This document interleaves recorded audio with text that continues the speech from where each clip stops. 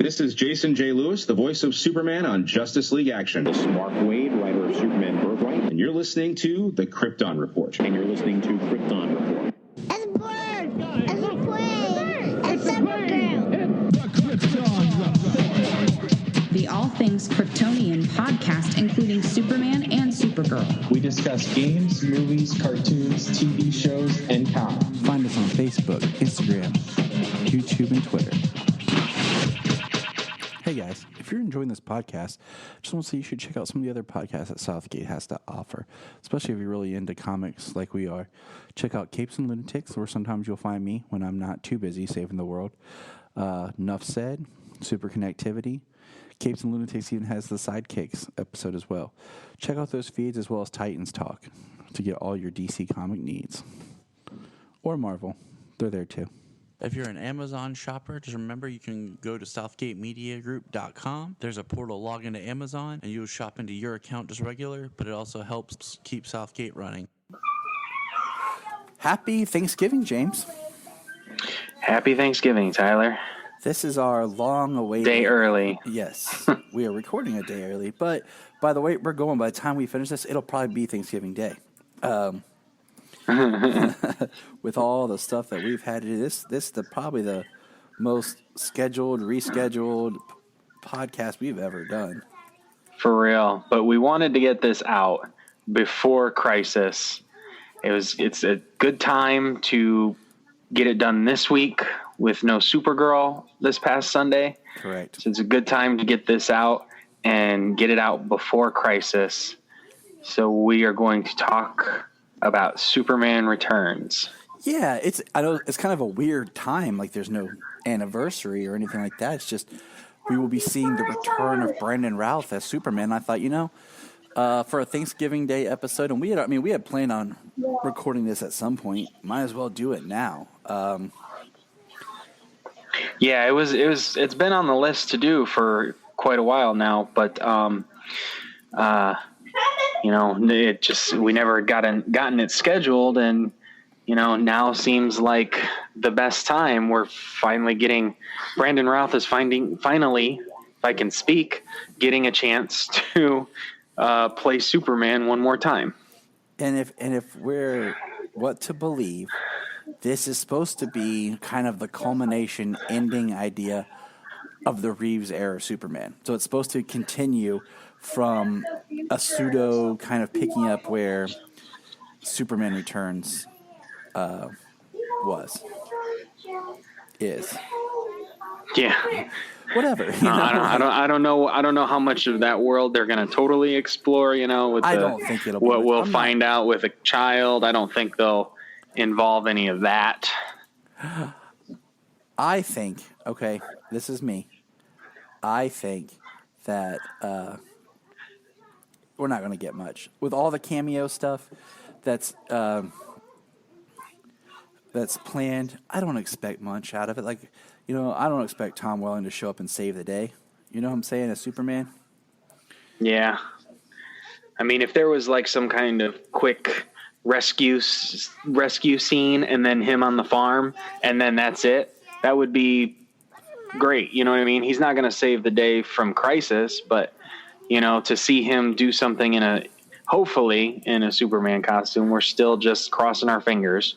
Yeah. But if we see him do something in a Superman costume really quick, and then he's on the farm, and then whatever happens, happens. Maybe Smallville's wiped out by the Crisis. Who knows? Which would be sad to bring Smallville back and then have them wiped out by the Crisis. Maybe they're one of the 5 Earths that survives and merges. I don't know. It may be. We're gonna see how it plays out. Yeah.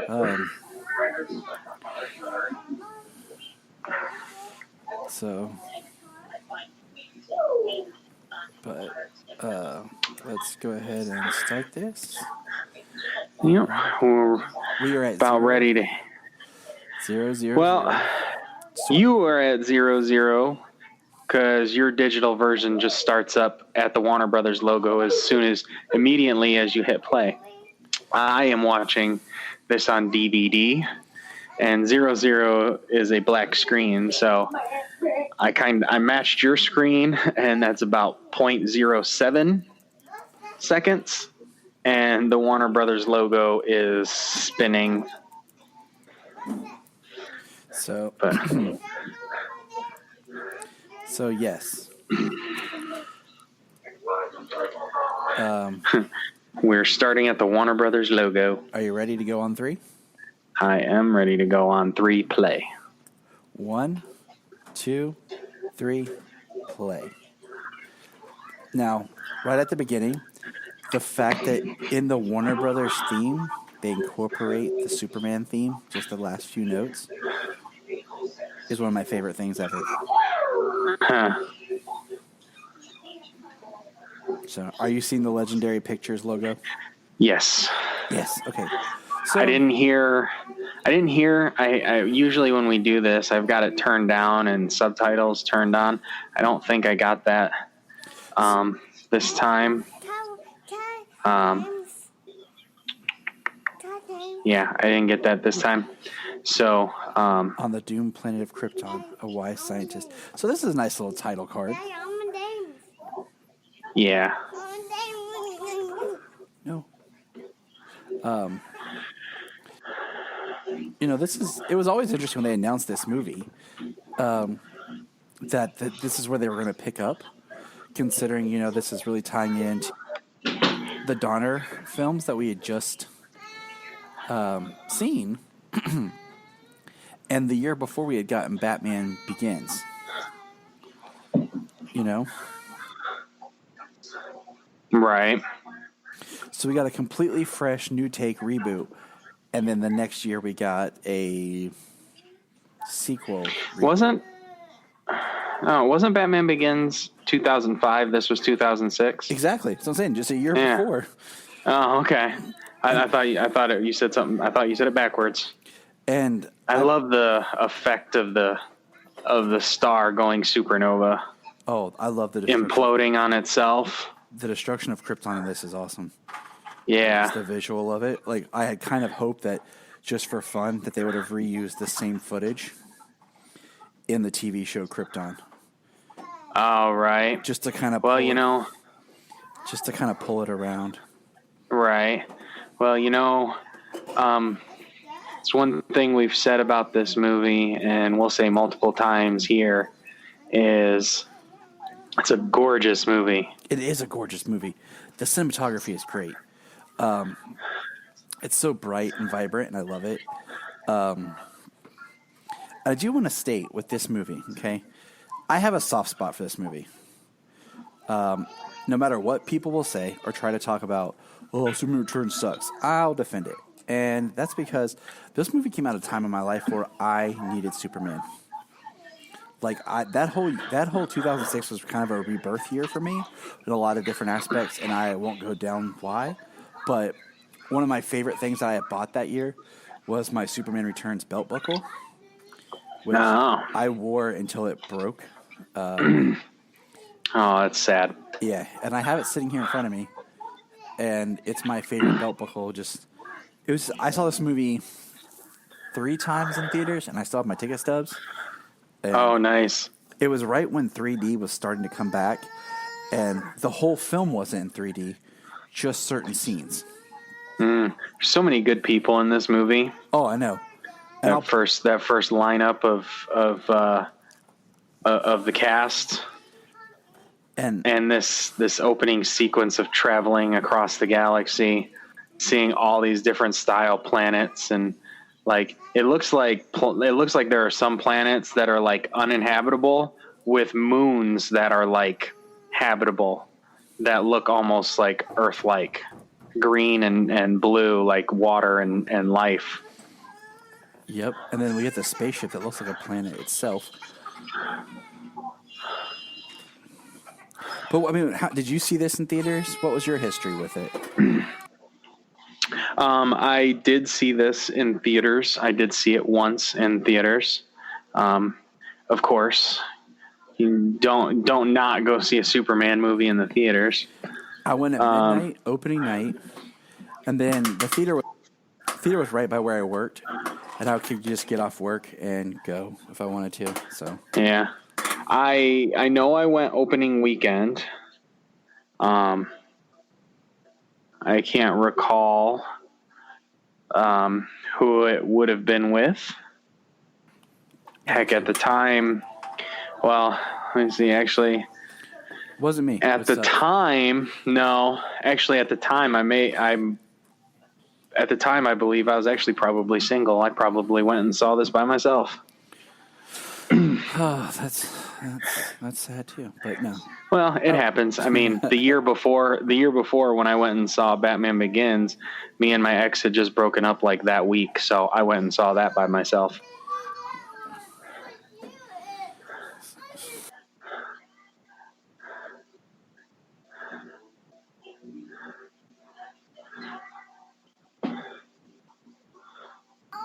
So this is like a weird way to open this movie, but it's nice because it has Noelle Neal in it. And yeah, that's who that is. Been Lois Lane before, and she was also in Superman the movie, and you and I discussed that when we did the crossover with Last Sons of Krypton. She's on the train? Mm-hmm. As Lois Lane's mom, and here we have her as the dying widow.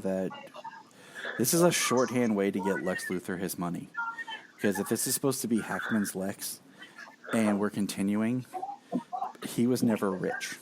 You know, they never really went into that, but the Lex Luthor that is in the comics at the time of this is not the same Lex of that first film. So it's just shorthand to get him money. Yeah. And it works. I mean, the one thing I will say about this whole film as we go through it is everybody in the cast got shortchanged by trying to be Yeah, everybody was boxed in by trying to be somebody else's version of the character. You know, like Kevin Spacey, you know, current stuff withstanding, current known stuff withstanding, has always been a fantastic actor. And, like, he would have done an incredible job as, like, you could almost see him as if they would have actually done like a current version of Lex, he would have been a fantastic billionaire evil genius. Yes, he would have. But, you know, he had to go back to his land schemes. And yeah, and I mean, now I do love the farm in this movie.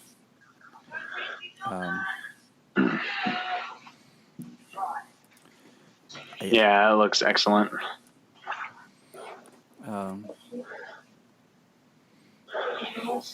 It's just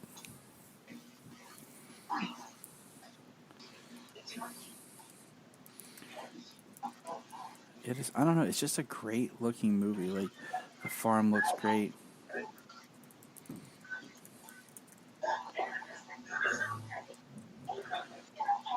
And we see like this is him returning now.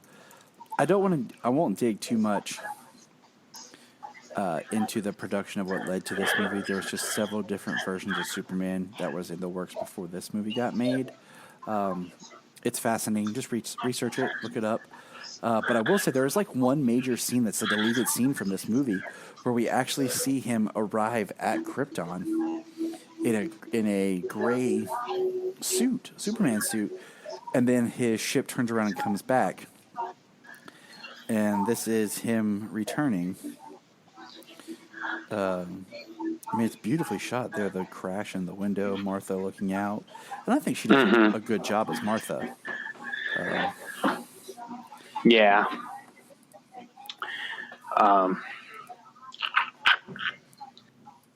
And the only, not the only sad thing, but one of the sad things about them making this movie was Warner Brothers forced Smallville to change and adapt more of the Donner Superman to kind of match more closely with Donner Superman in this, when prior to it, it was very much its own thing.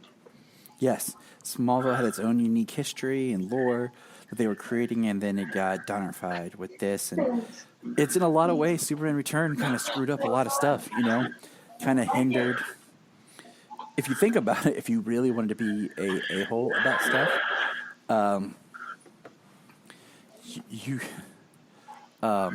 Superman Returns kind of screwed up not only Smallville and the film itself and Superman on film, it even affected, like you and I talked about later, Man of Steel, because Man of Steel was such an antithesis of this movie.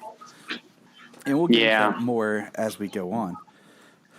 Yeah, we discussed that back when we did our Man of Steel commentary about how in this there's very little going on. There's, the action is all like natural disasters and just, things that only Superman can do, but he had no physical threat. Yep.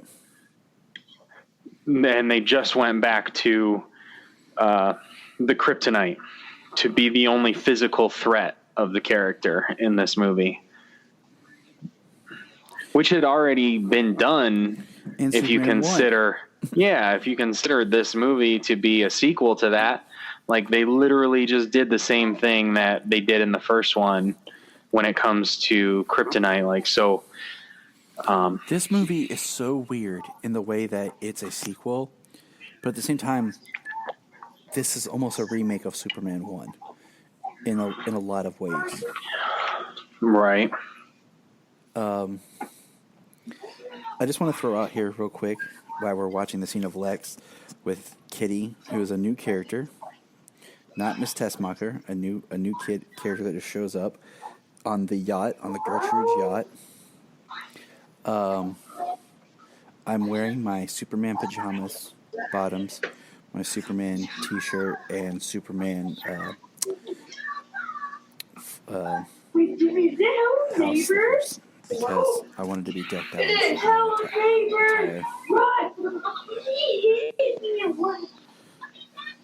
Just thought you should know, James. I'm sorry, I was focused on Kevin Spacey giving his monologue here. It's okay. I feel the love. Well, I haven't watched this movie in a while, so I'm happy to be doing the commentary, and I'm glad to watch it with a friend and somebody who enjoys it as well. I agree. So it's one that I tried to get Junia to watch it, and she never could really get into it. And I get it, because it is, like you said, for a modern audience, in a lot of ways, it's boring.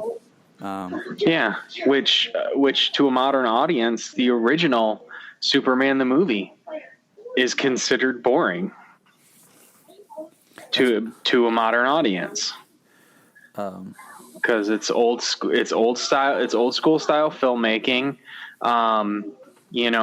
It's long, not a whole lot different happens in the ways of him saving people and doing what he does. The cast then was fantastic. This cast is fantastic now for this film. So, lots of similarities, but definitely to a number of people, it can definitely be considered boring. Now, this scene right here is Lex in the fortress. This was in 3D. During the film, it would flash, put on your glasses, and it felt like the crystals were coming out towards you in 3D. That's cool. Even just watching it like this, it has a 3D feel to it. It certainly doesn't look like they're standing in a matte painting, like they're standing on a set and everything just looks like it's painted and set up behind them. Like the crystals are in the foreground and the background, and here's this is this is cool with Lex picking up and going to the fortress, but I hate this. Like, he can figure out how it works. It's alien technology. it's just a crystal. You know, Superman learned things from the green crystal. So the fact that Lex is easily can deduce and figure out how to operate this kind of bugs me. I also find it interesting and weird. There's no Otis type character, but there's henchmen that never talk in the background. Right, and one of them being Cal Penn. Like, yes, and he's great. He's funny. He's a good actor.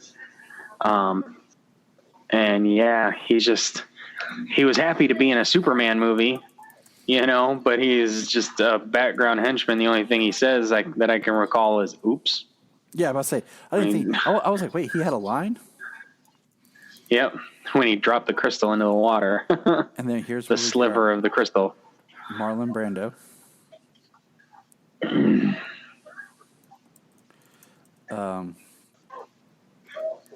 And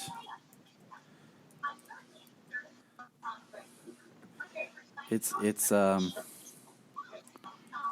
very interesting just that he's there. The interesting thing is, like, with the advanced technology and the way that things are currently, like, it seems like everything is pre-recorded, you know, like anybody can access this data. If they can get to the fortress, anybody can access this data, which apparently this fortress, you know, is wide open and you can walk inside from any direction. Don't you feel like it should be colder? Like humans should just be like, I can't do this.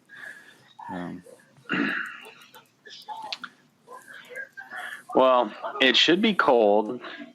It should be very cold. I mean, sure, on the inside, perhaps there's, you know, no wind or whatever. But that's actually something that me and Connor over at Last Sons had discussed during our Halloween discussion of Action Comics.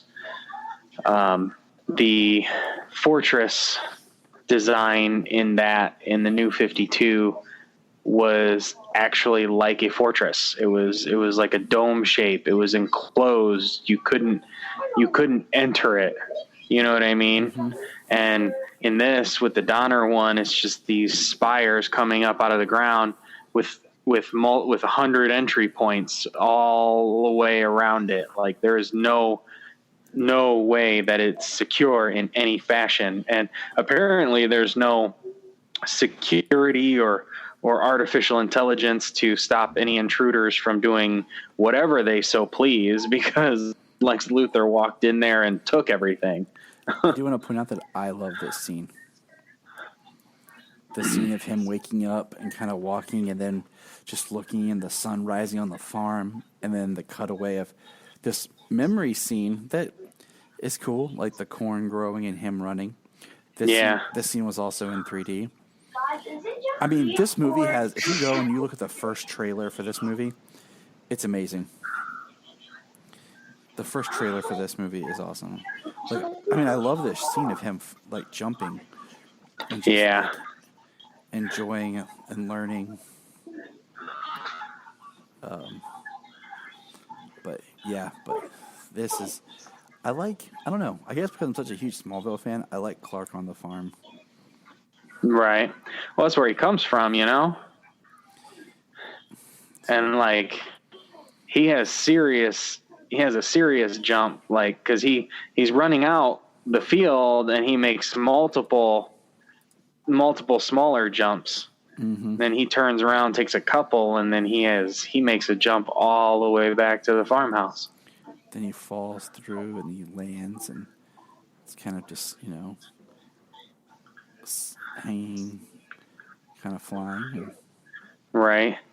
That's kind of cool, though, how he discovers it instinctively, you know? Yes. He's crashing down from, you know, doing his jump, doing his leaping, because he can do that. I mean, leap tall buildings in a single bound. Yep. But the fear of kind of like crashing uncontrollably, and instinctively he stops and learns he can fly. There's his doggy. Shelby. I'm assuming. I don't think they say a name. Yeah, that's what I Poor dog. Like, my ball is gone. He's like, yeah, I'm done. I can't follow that. And then, hear him skimming through the TV, Daddy. just looking. And I like this. Hold it. I'll go find it. I need 40 more to way alongside the hedgehog. Because I like the fact that this is Clark. Like, him. This is him.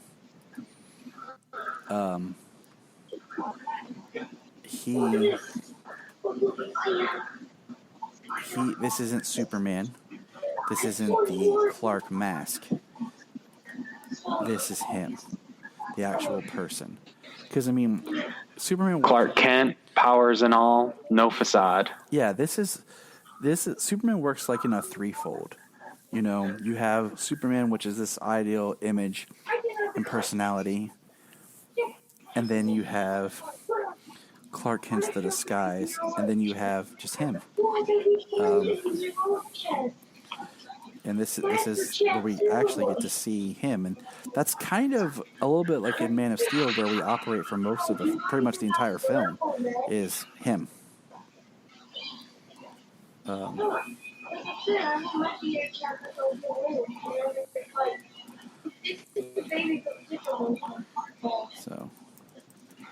I like his mom in this. She works for me. I always felt Martha in the original Superman the movie kind of creepy. Oh, yeah. And then I feel like he could have maybe done a better story if he hadn't went back to the Daily Planet right away. But I felt like we had to get him to the Daily Planet. Like, Clark Kent's got to be back to the Daily Planet. Got to send him back. Get him back there quick.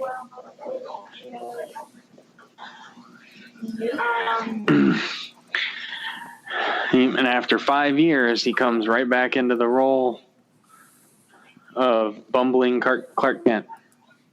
Yep. It would have been kind of neat to see like a scene of him like getting dressed again as Clark and just kind of like having to reassess himself as that character. Right. And then Jimmy's still a cub reporter type photographer 5 years later. I know, right? Like, you'd think he's a full-fledged photographic journalist, and you gotta love Sam Huntington. He's great. Oh yeah, I love Sam. He just I feel like he's really good.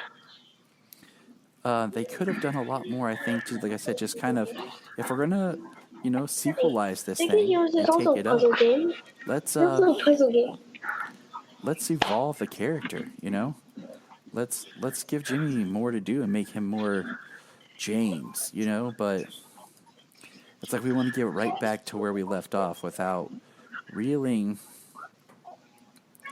He's in some of my Sam Huntington's in some of my favorite movies and TV shows. Being Human, Detroit Rock City. He got to work with... It's jam. It's jam, Mom. He got to work again with Brandon Roth on Dylan Dog. That was a cool movie. Yep, I have that. And, of course, he's in Fanboys. That is a great movie. I love that movie. It's so funny. With any more going on, me and you might have to pull a Fanboys to get the Snyder cut. But that's just... Right. I'm throwing that out there. Yep. I'll break into Warner Brothers, access their digital archives. It's a little different than going to steal a cut of the film. Yeah. Go to steal a reel.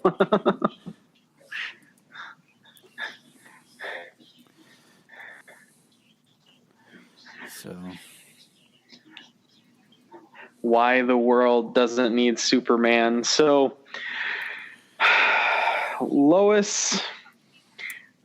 So I could see I could see Lois like being bitter, you know, after Superman disappears the way he does. But like this kind of takes it to a whole level, like writing a Pulitzer winning article about why the world doesn't need Superman, and like this she's not the best Lois. No, she's the worst Lois. I would just flat out say she is the worst Lois. I mean, yeah, it's not hard to say, James. Just say. She's the worst Lois. I kind of wish we could out of all of them being pretty darn good, and she just not. Yeah, without a doubt. I mean, I wish we could have read that article. You know, why the world doesn't need Superman, because I think I don't know, like it does seem like it's just a bitter attack on him for leaving, and then it's like, why did you leave us? Well, I wanted to go see about my home. Oh, well, I mean, it's kind of, I don't know, it's kind of, I don't know, I think it's selfish, you know, this man sacrifices everything for everyone, and he just wants to find out about his heritage.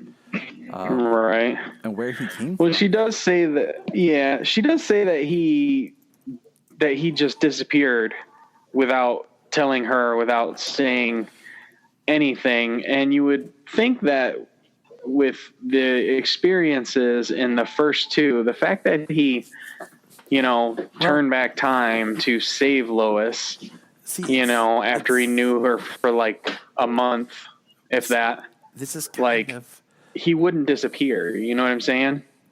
Without telling her, like, hey, like there's this possible evidence of, you know, my home world still existing.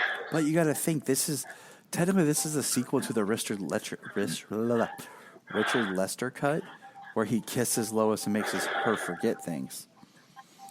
Because I don't have the brain power right now to dissect it, because at the time of this movie's release, and because of this movie, is what was able to give us the Richard Donner cut of Superman 2. But this is the sequel to the Lester cut. So I can kind of see why he would just go, because his and Lois's relationship is different. But then at the same time, it's kind of weird that she has a baby and has no idea maybe whose it is, because she doesn't remember her time. So they slept together, and then he erased the memory, and so, you know, he super date rape drugged her, huh? I mean, think about it. He turned back time, like that just makes it a whole lot more creepy when people call him like Stalker Superman in this movie. Yeah.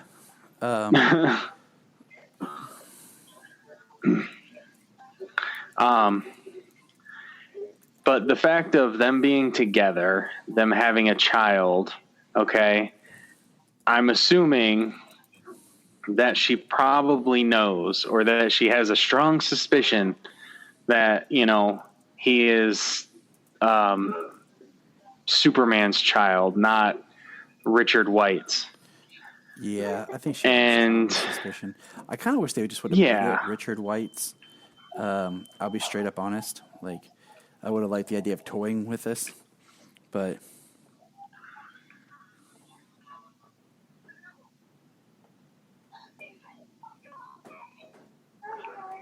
oh no, he didn't even say oops. Maybe it's a different scene. I think he says something on the boat later on before they launch the rocket with the crystal and the kryptonite. Yeah.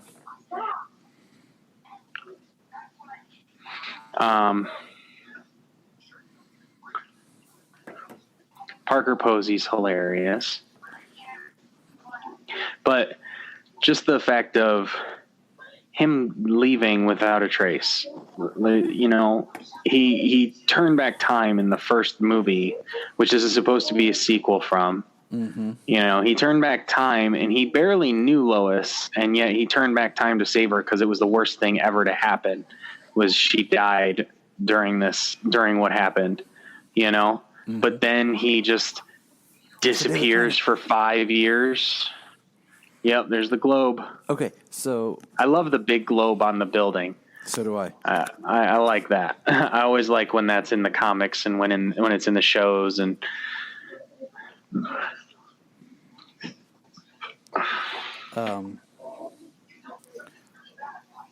What do you call it? So this scene is probably like my favorite scene in the film. And if everything's to be it's the best scene in the film. This was actually storyboarded and designed and written in one of the earlier script version pitches of Superman that was going to be directed by McG.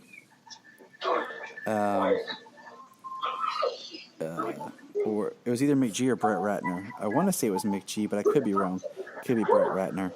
Because there's so much about, like I said, like the Superman flyby, the Superman this that was going to be made. You know, you can even find the production design of the Superman suit that was created for this before we got the suit that we got. How nerve-wracking is that? Experiencing a power outage at 40,000 feet. I mean, the power goes out completely on a plane at 40,000 feet. I'm pretty much going to piss myself. Because there is nothing that can happen at that point. No. I wanted to say all that because I find it interesting because, like, I think it was Brett Ratner, not I think more because it was kind of like Brett Ratner and Bryan Singer switched movies. You know, Bryan Singer went to work on Superman, what became Superman Returns, as Brett Ratner went on to do X-Men 3, which also says that Bryan Singer, by doing Superman Returns, screwed up the X-Men franchise. That's another argument. He just screwed up a whole lot of stuff, didn't he? Yep, like his career right now. But yeah. And well, you know, I mean, when you're a piece of crap, eventually it's going to come out and, you know, can ruin your career. Yeah.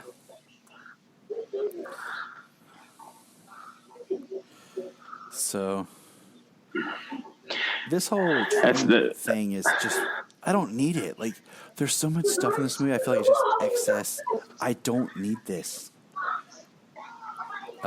Yeah, like what is this? You know, like a sliver of crystal. Like, okay, I can create land using crystal. Like it's a seed or something.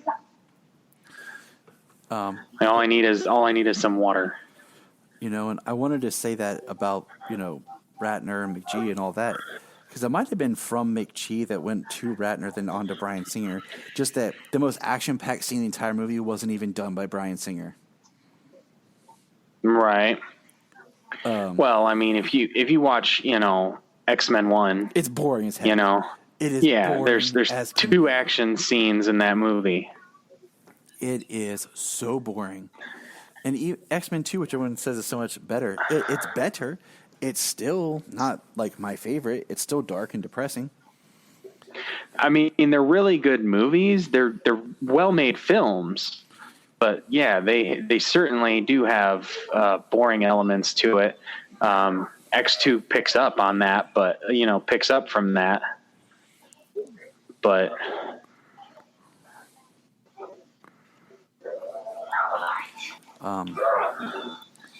but this is a really well cut. This is a pretty cool scene. Like that. This is going to be messed up. Like. Gosh, I just don't like her as Lois Lane. Ugh. Boom. And she's supposed to be Margot Kidder, Lois Lane. You know what I'm saying? Like, yeah, she is not Margot Kidder. Not at all. That's pretty crazy though. Like being stuck in the plane as it's being rocketed towards space at this high rate.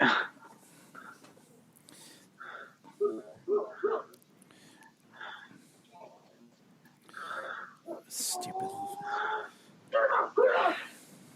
I'm not a huge fan of Frank Langella as Perry White either. Like, because he's supposed to be Jackie Cooper, Perry White. You know, he just doesn't have the energy. You know, I mean, that Jackie Cooper, and I think part of it is because of Spider-Man. I'll say that because I feel like J. Jonah Jameson took so much from like the Perry White style that if he did Perry White, it just feels like he's copying. We also missed the fact the bartender was the original Jimmy Olsen from the old Adventures of Superman George Reeves series. Oh, really? Yep. I did not know that. So here we go. He's walking out into the crowd. Everybody's looking at all these TVs. Running. It's out of focus, into focus, shirt rip. Yeah. Kind of sucked. Like they did it the way they did. Like so. Yeah, like he could have ran in and it was zoomed in on his face as opposed to like a little bit more of a wide shot to get the S in the shirt rip. Okay, you know what scene has a great shirt rip that's pretty dang exciting?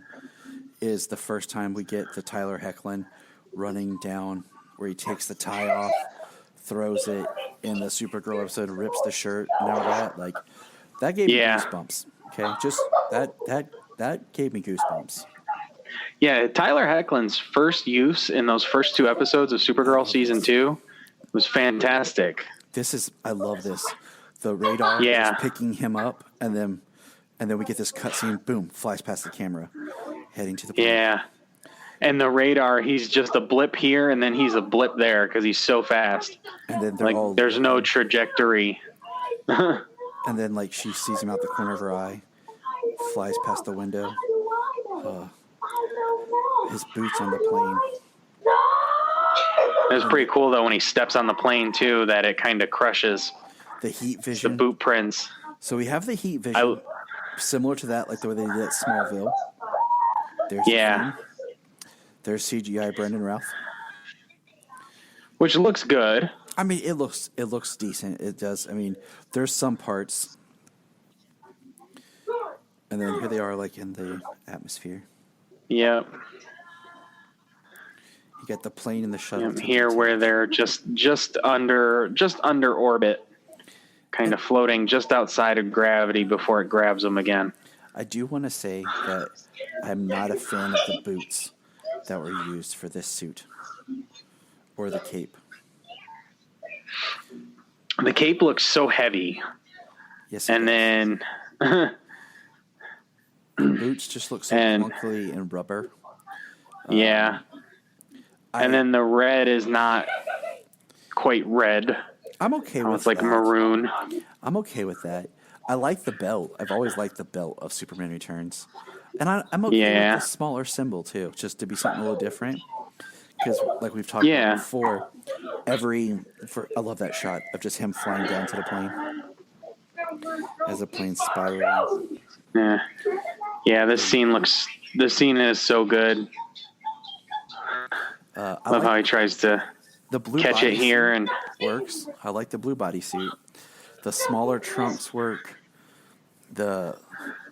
Every Superman kind of gets their own S design, their own shield design. Mm-hmm. Except Smallville, he got cheated. Yep. He was given like the classic S design, kind of like Chris Reeves, and then he was given this design.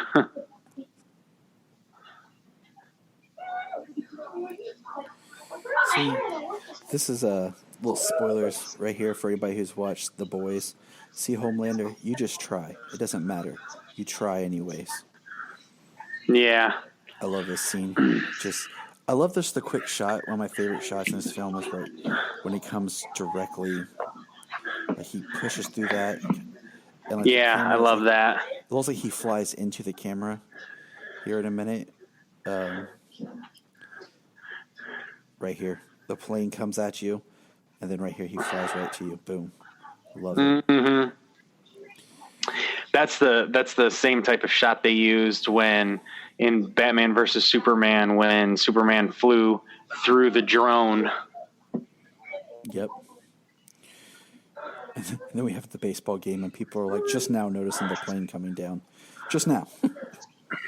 Well, I mean, you probably wouldn't notice that it's diving straight to you until it gets fairly close, considering. See, but this right here, like,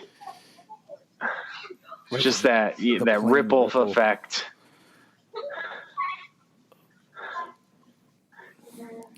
He's holding it, and then he boom, sits it down in the middle of a baseball game. And everyone cheers. Now, I will say that this fly up. Thank you. The plane is on the ground with no wings, and we're somehow alive. Thank you. Is everyone all right? I mean, he looks good in the role. I actually like his body style, like as odd as that sounds, because he's fit, he's firm, but he's a little leaner. And if you think about, like, if Superman was on Earth, like, could he build muscle? Because, to build muscle, your muscles have to really work out. Right. And he couldn't lift anything. So, like, nothing would be a workout.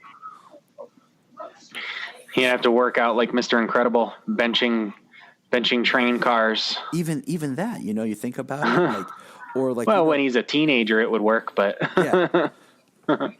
See, I love this. I love everybody's cheering. They're like, "Yeah, he's back." Everybody's cheering. He's on the jumbotron. The whole world's rejoicing. He does have the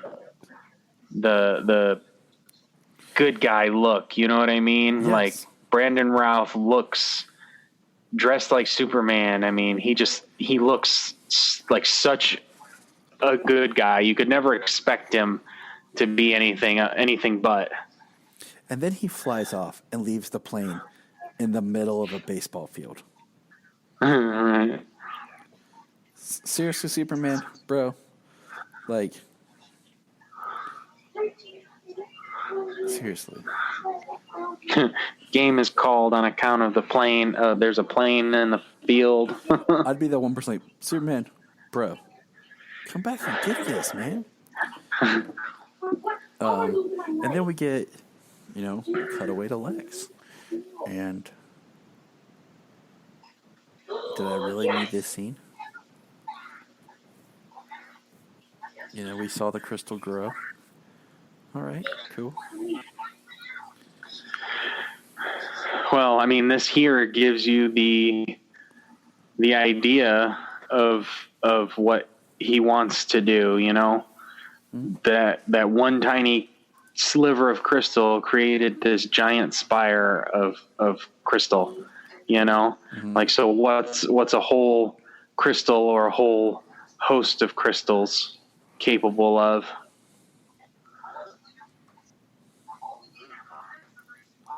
Here we go. Everything's about Superman. Everything. Now, I remember seeing this and people getting freaked out when he says truth, justice, all that stuff. And people being like, "Oh, what happened to the American way?" And I said, at the time I was like, "Look, I don't really feel like there is, like, the American way like it was when it was formed. Like, Superman's bigger than just America now." Yeah. And the American way is not a popular sentiment around the world. Right, exactly. And he's, like I said, he's bigger than the. And unfortunately, that's a real world problem. When you're going to market a movie and distribute it worldwide, and the country has done a poor job of, Man, there's good old James Marsden. My favorite Cyclops. Like, he was such perfect for Cyclops. But no, because of this movie, he barely was in the X-Men 3 and got killed off. Spoilers. And here we have Clark meeting Jason.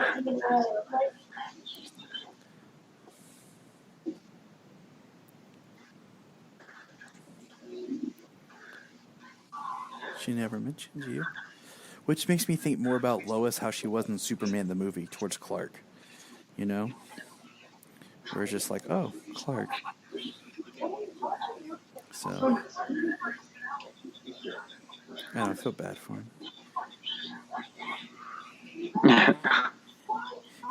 He plays the He's so good.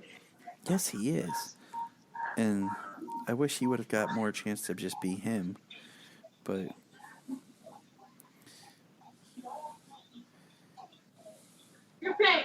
if you notice, his Superman's / Clark's eyes changed color throughout this movie. Where I wonder if they had him wearing contacts, and then they digitally changed his eyes to make them blue. Right, digitally enhanced them. Like, yeah, because they're blue, but when he's Superman, they're like a bright blue. Like right now, they're when really he's popping. Clark, they're dull. Yeah, I mean they're blue, but they're like they practically shined when he was standing there on the field. Mm-hmm.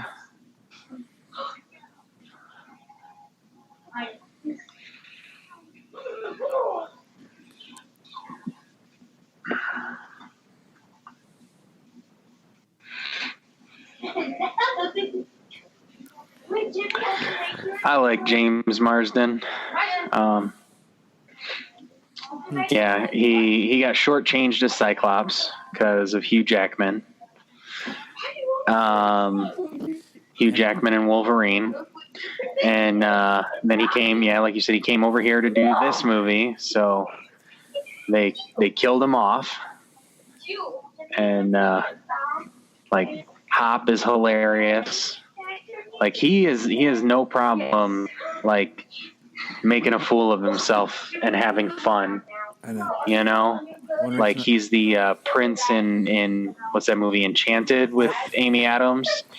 And he's the Easter Bunny, or becomes the Easter Bunny in Hop, and he's gonna be opposite Sonic the Hedgehog coming up next year.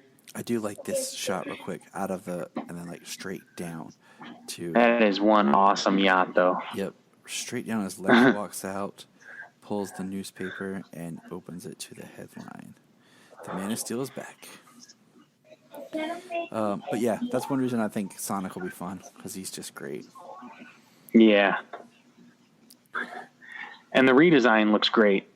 As a side topic, the redesign looks really good. You know, I mean, they did listen to people because the design was not good. Mm-hmm. And there it was. Oh, what are you gonna do? That's his line. That was it. So I like how people of the Daily Planet are reading the Daily Planet. Just everybody cramped in the elevator. Poor Clark. He's trying to smile, be friendly. And Lois is like, hey. She don't even look like she's old enough to be Lois Lane. I'm sorry. And she's like, what, 22 in this or something? Something ridiculous like that. I mean, she looks like she could be Lucy. I was going to say, I'm pretty sure Brandon Roth was only like 26 at the time. If I remember right, he's younger than Tom. Yeah. So. By just, a couple of years, but. Yeah, nothing substantial. Yeah. But at the time of this movie, he's only in his early to mid 20s. He's not in his late 20s. And she's barely there.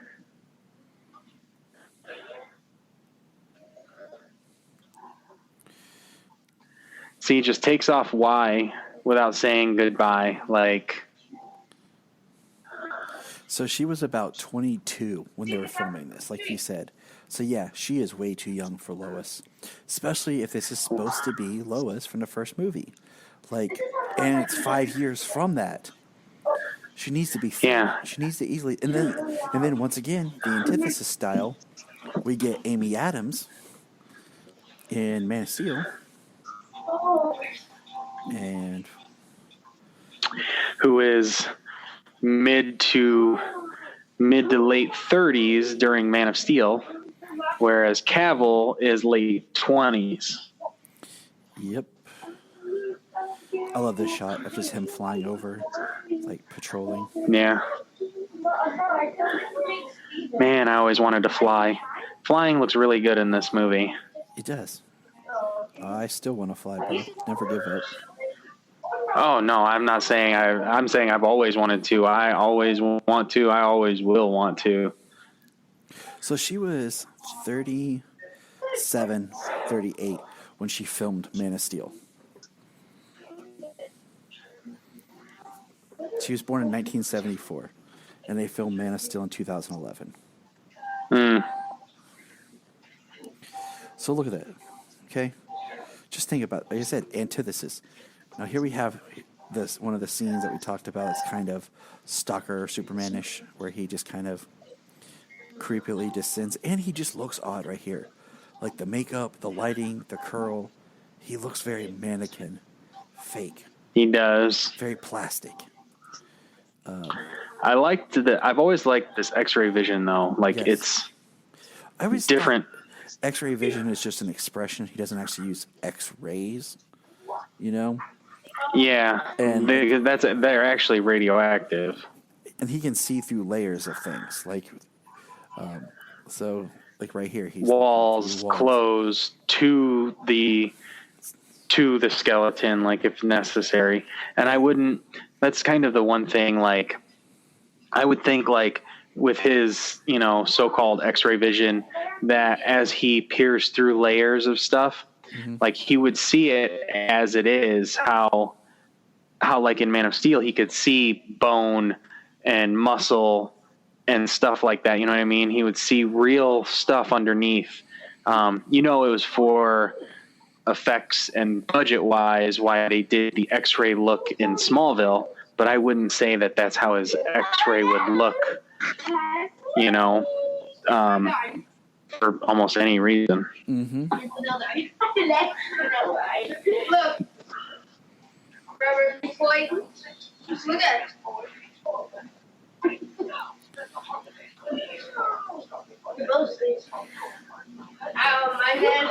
You know, Richard, them, like, their house, I'm sorry, like, he's got to be fronting the bill for that house. It's just kind of weird for her not to be in an apartment in the city. I want that toy. Excuse me. Time to get some water for my Superman water bottle. Oh.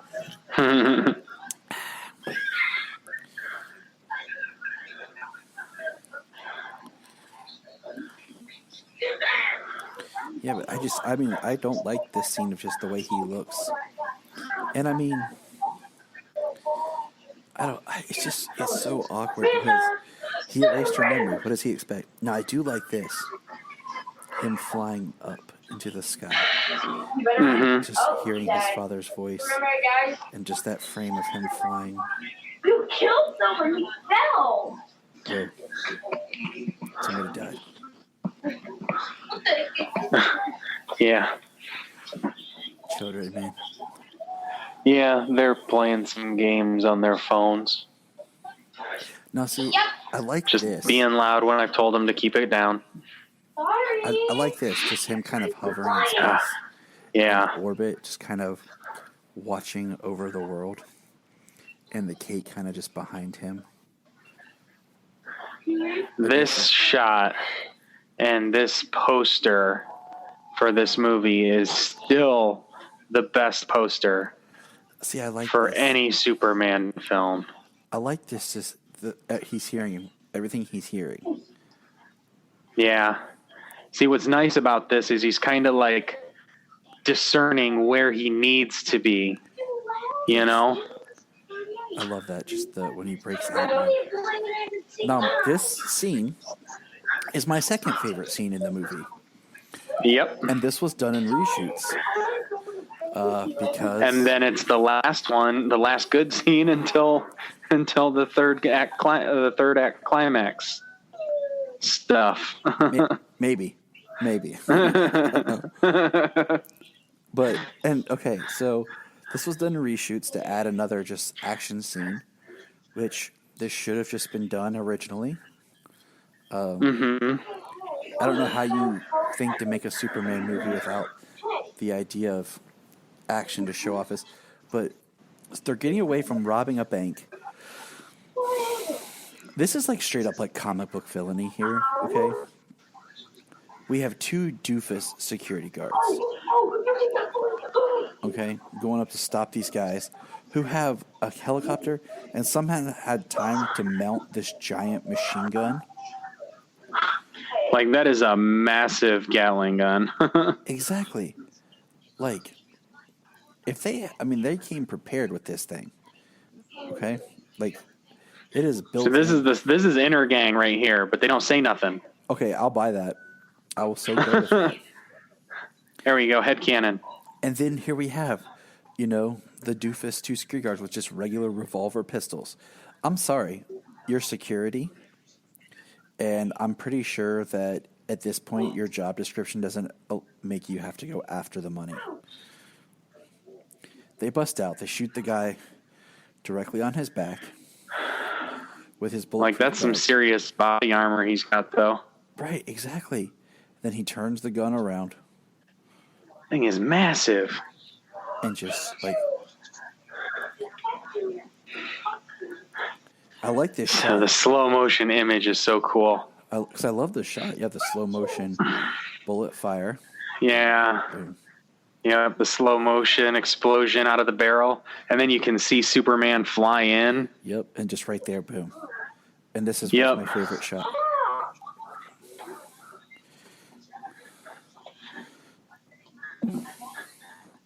So in this coming up right here is kind of just like Tyler Hoechlin asking, why punch?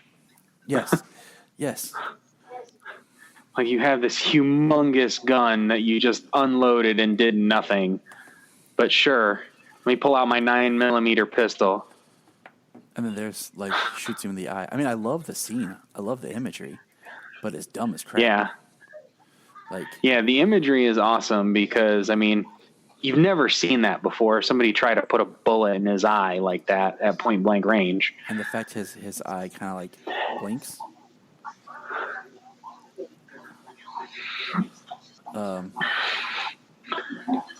So, I mean, it's kind of neat,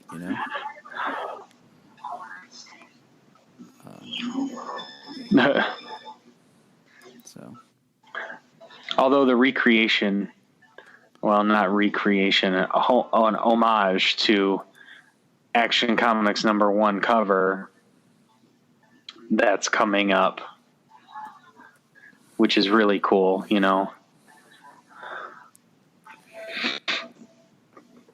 yeah, it is really cool.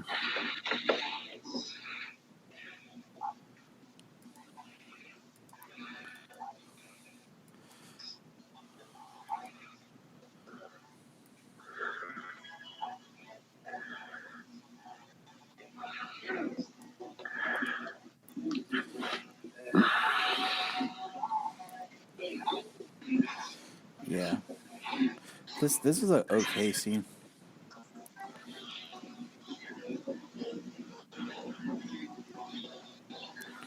So, what do you think? Well, I mean, it's going to cause a distraction, like that'll probably draw Superman out. Mm-hmm. Keeping him distracted while they're doing their thing. And I mean, Parker Posey, she's great, she can be funny, she can be serious. She's a good actress. She's probably one of the couple of parts of Blade Trinity that I like. You like Blade Trinity? It's like, I actually like Dominic Purcell in that. I think he got shortchanged, but It's got things that are good in it, but overall, it's not a great compilation of those good things. You know what I mean? Mm-hmm.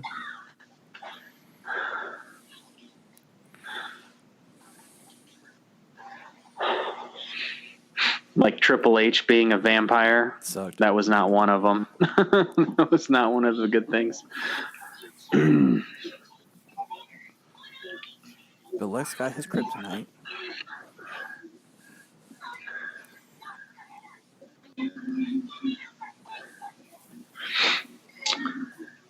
So, yeah, he just got her out of the car after he caught the car from running into a table full of people. I mean, I like just the imagery of him in the suit and him getting her out of the car. Yeah. Being like, oh, thank you. Grabbing her. Right. Jumping up in his yeah, arms. Lex. Right. Kid with the camera phone. Yeah, that's funny too, because that comes back to Olsen when it comes up. But got Lex finding his kryptonite again.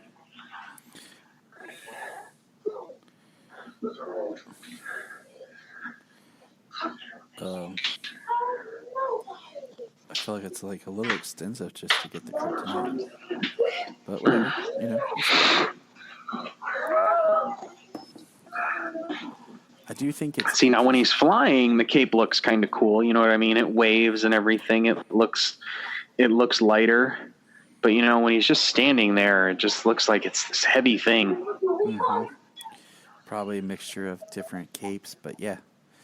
I totally get it. Oh, Jesus. Stop running. Why you guys see?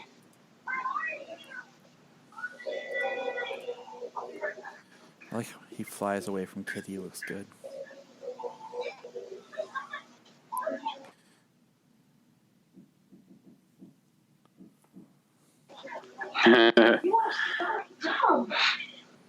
Just catching people. So tell me why it's okay to see a montage on the news of him saving people like this, but it's not okay to have a montage of him doing a whole bunch of super rescues in Batman versus Superman. Yeah. Can somebody out there tell us why, you know, there is a difference between this montage and that? Because I see none.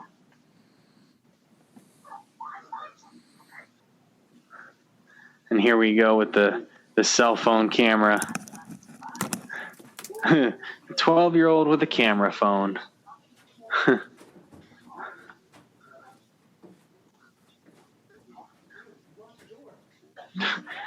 So that was filmed just as a trailer moment.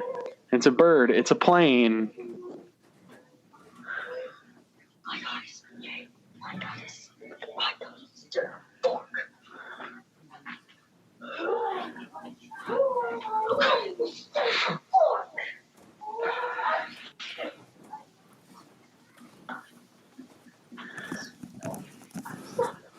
I've done Superman. Hey, look who's here. It's Brian.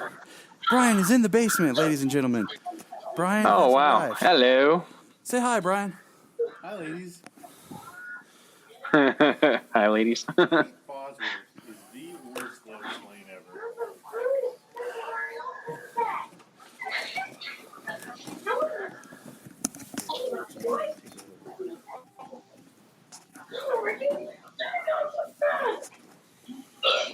Luthor's yesterday's news. So, if this was a modern version of Lex Luthor, billionaire, crimes against humanity, Lex Luthor, no matter what, he would not be yesterday's news. Darn right. You know what I mean? But being Gene Hackman's Lex Luthor, like, yeah, basically he can be considered yesterday's news. Well, but Hackman did such a great job. Like I when I watched this movie, the only thing that I feel was probably the best thing done was Kevin Spacey continuing that Gene Hackman Lex Luthor. But Kevin Spacey would have been a better Lex Luthor if he was his own Lex Luthor and not Gene Hackman's. Well, can we just agree that this movie would be a whole lot better if they allowed everybody to be themselves? Somebody new? Absolutely. We did say already that that this movie was hindered by everybody being stuffed in a box of being somebody else's character and not their own version. I agree. Yes, sir. I don't know, and I mean this movie, I mean, other than the good old Superman 4 and Superman 3, I probably put Superman 4 at maybe 3. I don't know. I really like the scene where Superman's drinking because I can relate. but there are aspects of 3 that I enjoy. Mm-hmm. But it ultimately takes a turn for the worse. Good point. They could have had a very nice Bizarro story. Yeah. They blew it. And they, for whatever the legal reasons, I believe that they couldn't use Brainiac, which was their original intention. If they would have done a Bizarro and a Brainiac story, probably would have turned out better. Well, I think the greatest disappointment in Superman history is the fact that we never got Christopher Walken as Brainiac. All right, I can go with that. Superman here in my lair? Wow. I don't even know what to do. I think his cadence would work really good. He could even make it slightly more robotic, but also just augment his voice a little bit. But his cadence would work really well. I think that would be really cool. The actor who plays Brainiac in Krypton is amazing.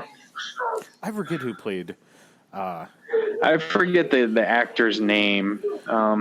He played the voice of Rao, and then he played Brainiac, embodied Brainiac, and he was really good. Like he came up with that however he worked and came up with that speech pattern, the cadence he talks, he speaks in, and the prose that he uses when he talks. It was really excellent written dialogue, and and the augment they used for his voice. Like, I mean, they nailed Brainiac in that show. If they don't do that and better, like, it's just not gonna work. It'll be disappointment. Well, do you think? Okay, well, let me pose this question here. So Brandon Roth is going to be Kingdom Come Superman. Mm-hmm. He's going to be, but he won't be the Kingdom Come Superman that we know and love from the comic of with Alex Ross. And, he will be the it's kind of like Reeve. Right, yeah, it's kind of like Kingdom Come adapted to be like this version down the line, this version of Superman down the line. But it's almost, I mean, it's not like a page to screen exact translation. Well, once again, it's kind of disappointing because once again, Brandon Routh does not get to be his own Superman. He is still a continuation of Christopher Reeve Superman. And for Tyler Hoechlin, whatever the heck Hecklin, I think. I think is what I've heard pronounced Hecklin. Yes. Maybe the O is silent. Tyler, whatever. Yeah. He... Not our Tyler. The other Tyler. Our Tyler's the one and only Tyler. But I would rather have a Brandon Routh Superman show than Tyler. I feel that Tyler. I feel that if anybody that's got to play Superman, Brandon got the short end of the stick because he never got to be his own man. He never got to be his own Superman. It's like. So I'm hoping with the Kingdom Come version, you know, we're not expecting to see him for very long. From the images and the trailers, we might see him a couple of times. We are most likely I'm undoubtedly sure that we are going to see him more than we will see Tom Welling. Undoubtedly. We will see his version of Superman more than we will see Welling, but we will see it surely less than Tyler Hoechlin's Superman as well. So I'm hoping that he gets enough room to and so much time removed from Superman Returns that he kind of gets to be his own Superman. You know what I mean? Embody what he was, but he's so far removed that he's able to grow and be a different Superman, his own Superman at that time. You know what I'm saying? So you feel that Brandon will be able, in this Crisis 5-parter, will be able to overshine the things of the past. I am hoping. I'm thinking they didn't just give him a chance to be Superman again, just to like, hey, look, I was Superman before, I'm Superman again because it's Crisis, because I can be. You know what I mean? Mm-hmm. I think that he had like some involvement on how he wanted to be that character, you know, given the chance to expand his own role as Superman a little bit. But like I said, you know, we are undoubtedly only probably going to see him in one episode. I'm probably assuming that he's only going to be in one episode. If he's in two, I'll be surprised because I just saw today something from Kevin Conroy saying that he's only going to be appearing in the Batwoman episode on December 9th. So December 8th, Sunday, is going to be the Supergirl Part 1 of Crisis. December 9th is Batwoman Part 2 of Crisis. If Kevin Conroy is playing Kingdom Come Batman, Kingdom Come Bruce Wayne, and Superman is playing Brandon Roth is playing Kingdom Come Superman, I'm assuming that he's going to start in Part 1, and maybe their part, you know, the Kingdom Come like time or people will be concluded by Part 2. I agree. So that would hopefully give him a chance to expound upon his version of Superman during Supergirl Part 1, and then on the out in Batwoman Part 2 of Crisis, because that's the only time we're going to see Kevin Conroy. Yep. So I'd hate to see them apart, you know what I mean? Like him just alone, because they're on the same Earth. I would hate to see them just a little. Let me turn down the movie a little bit. We changed mics real quick. You can have your seat. No, I'm going to give it to you. I just want to say real quick, like I said earlier, so here's the scene of him and Lois doing their Can You Read My Mind flight. Like, it's so many beats that are the same to this movie. Yeah, but this part's a lot better than the Can You Read My Mind? Like, but I'm just saying, we were talking about how this is a sequel, but yet it feels like it's just a beat remake of the original Superman. Well, it's kind of like The Force Awakens, you know what I mean? Like that one's different. So I don't know if I go that far. a lot of similar beats recreating, you know, the first.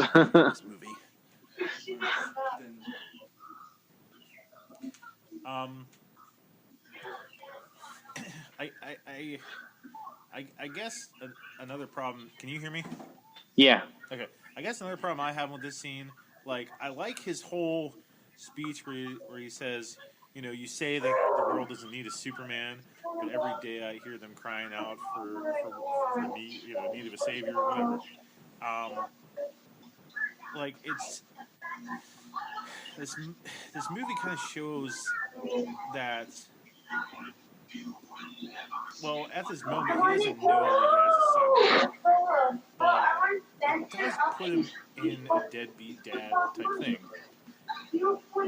Like, he knows he knocked her up. I think he does. I mean, like, you can see the DNA in that kid. Well, you know, he has to focus to be able to like magnify and see his DNA. What's that? I said he would have to focus on trying to see on that, you know, that molecular level. I mean, he could, granted, but quit it. I don't know. I just quit it. I don't think this movie was necessary. Well, they wanted to do a new Superman movie, but they boxed themselves in on trying to be something that should have been left alone, which to this day, they still can't leave it alone. People can't let go and accept a new version, perfectly good and acceptable versions. You know what I mean? It's nothing saying that you can't have it and it be your favorite. It's always going to be there. You know what I'm saying? But it's also done, you know? Like, it needs to be allowed to grow. Oh, I and agree. People don't want that. And when they do, when they do something new, then it's just not, it's not what it was. And then they're like, so you're like chasing your own tail. Like, I don't think people nowadays know what they want, man. They say they want new stuff. We give them they give them new stuff. No. And then they complain it's not the old stuff. Nostalgia. So you get the old stuff. No one can ever be happy. No.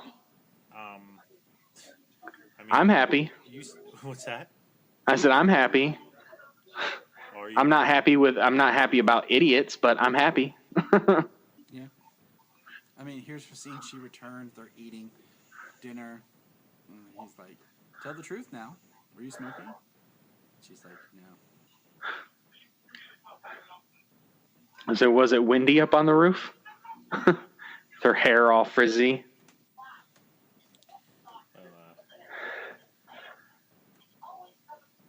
Oh no, there was a when Superman tried to kiss her, and then like she turned away. Man, you could see the devastation in his eyes. Like, it's been 5 years since I kissed me a woman. Yeah. That's true. It's been a while. It's been a while. So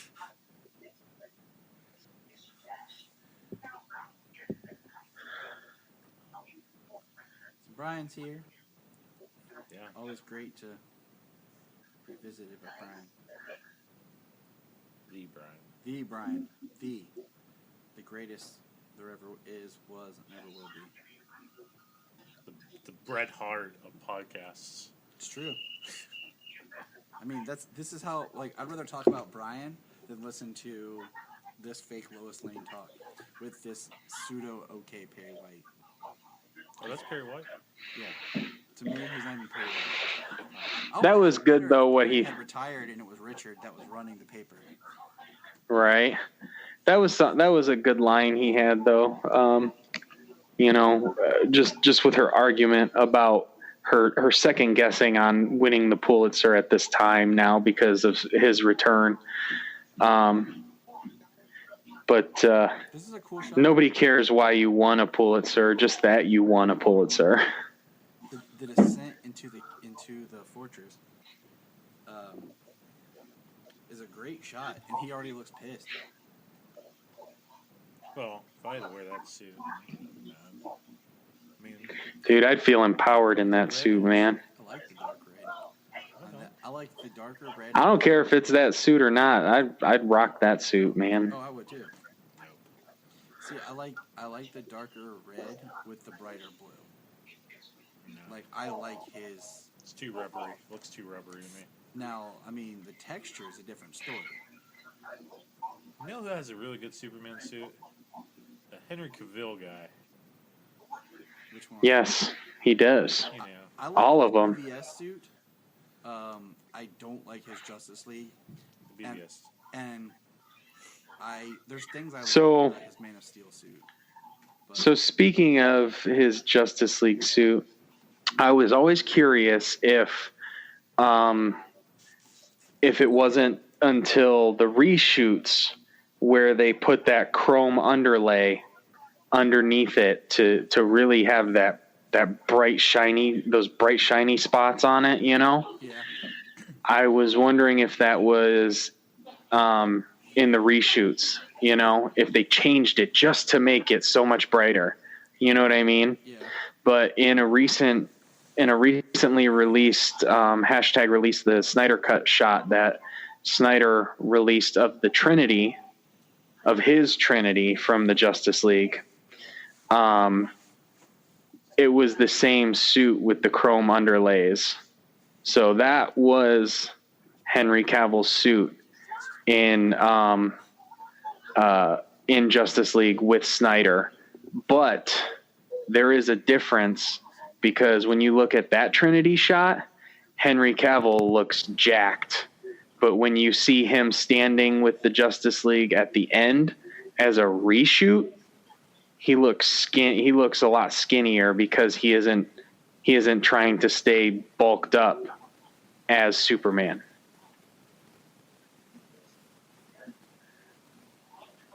You know, because when he was doing Fallout, he had to be more athletic because it's different style training because it's to nail the stunts. Exactly. Whereas to be Superman, it's to look like Superman. So it's a different style of training, and it reflects. Look at the old cell phone. Yeah, the old Nokia. It is crazy just because, like you said, I understand wanting to change the suit up because I mean every suit gets changed in every movie slightly. One, it gives that movie its identity with that suit, and two, it's a new way of selling toys and merchandise. Yeah. Oh yeah, merchandising drives all these movies, especially.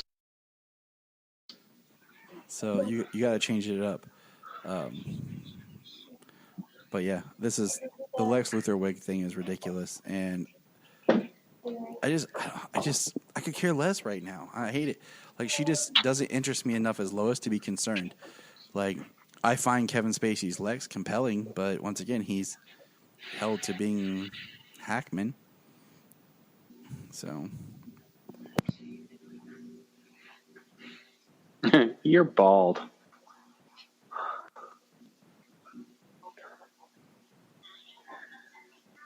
Yeah, everybody in this movie was robbed having to play a different version as opposed to their own. You know what I mean? So, because Ralph did a great job. So, Kate, she could be changed, recasted for somebody else. But Brandon Roth did a great job. Kevin Spacey was awesome. Parker Posey could have even played a Mercy as opposed to just some random, Miss Tessmacher pseudo stand-in.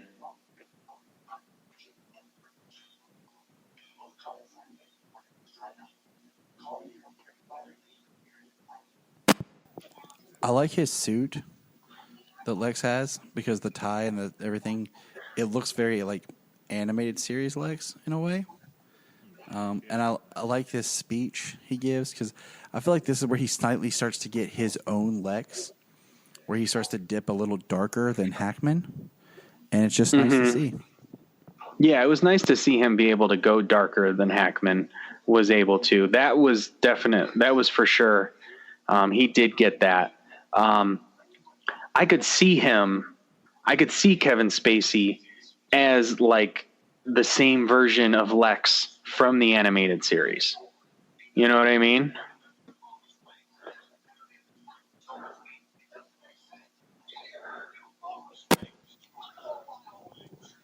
So one thing I did like about Spacey's Lex, I'm gonna back Tyler up on this. When he does do his speech, and Lois starts saying, Superman will come for me, and then he just yells at her and says, "Wrong!" Hackman really wouldn't have done that type of speech, or had that type of anger and like emotion. Hackman was. He was a little bit too much of a coward, Lex. Like he already thought he was like 5 steps ahead, and he already won. And you can see in Spacey's Lex, like he's no coward. He stabs Superman. He doesn't make someone else do his dirty work for him. Like he stabs Superman. He yells at him. There was this. Okay, this movie is like the epitome of lost potential. Like, if people would have just been able to do their own dang thing, in case Bosworth wasn't your, Lois Lane, and they got somebody else that, maybe had a personality. So much good stuff. I would have taken Parker Posey as Lois over Kate Bosworth in this setting, because at least she can act. And Bosworth, man, you could have put a cardboard stand-in of Margot Kidder in and got a better performance.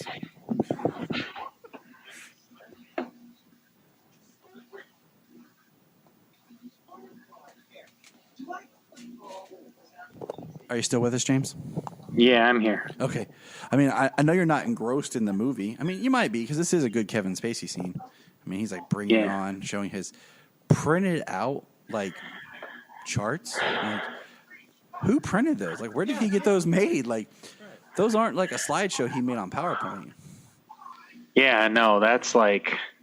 Yeah. And I mean, and this is like, Kitty actually is understanding what he's doing. And then I can see Brian saying this.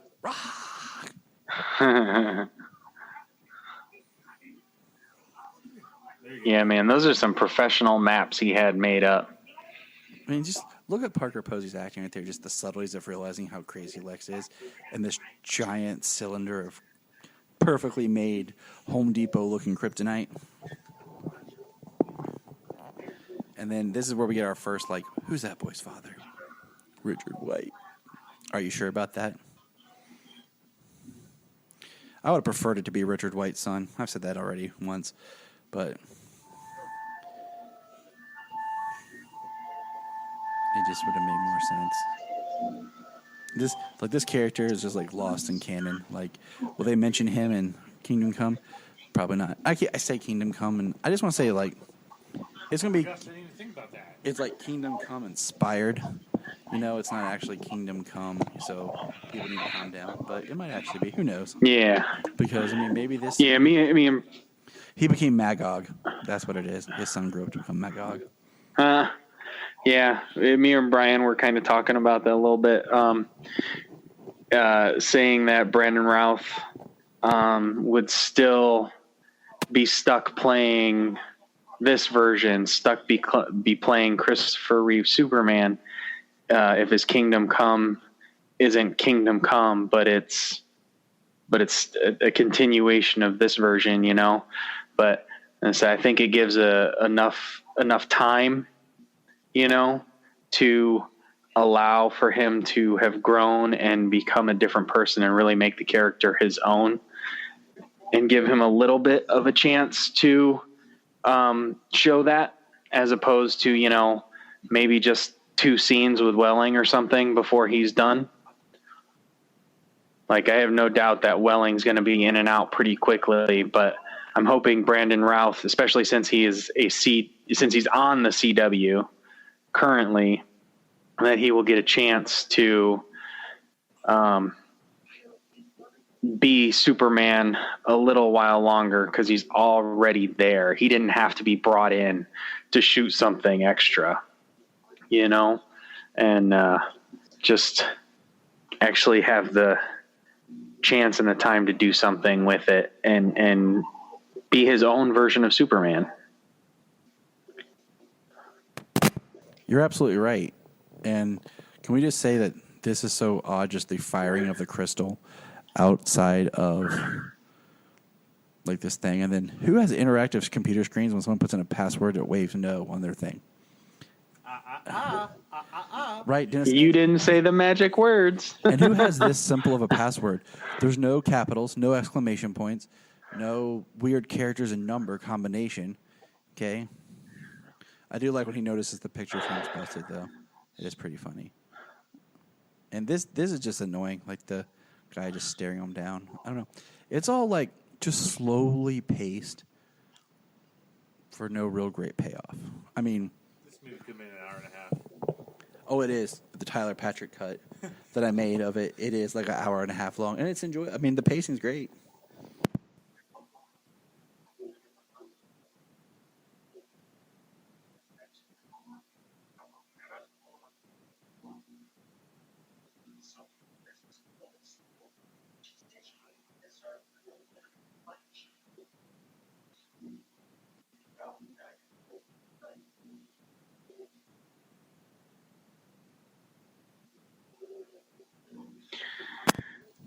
Why does he look like a gigolo? Or whatever the creepy clown, tattoo on the back of his head reveal, like whatever, dude. He's like, I'm just going to stare at you at play piano. It is kind of funny that he can play and joins in and they play together, chopsticks. But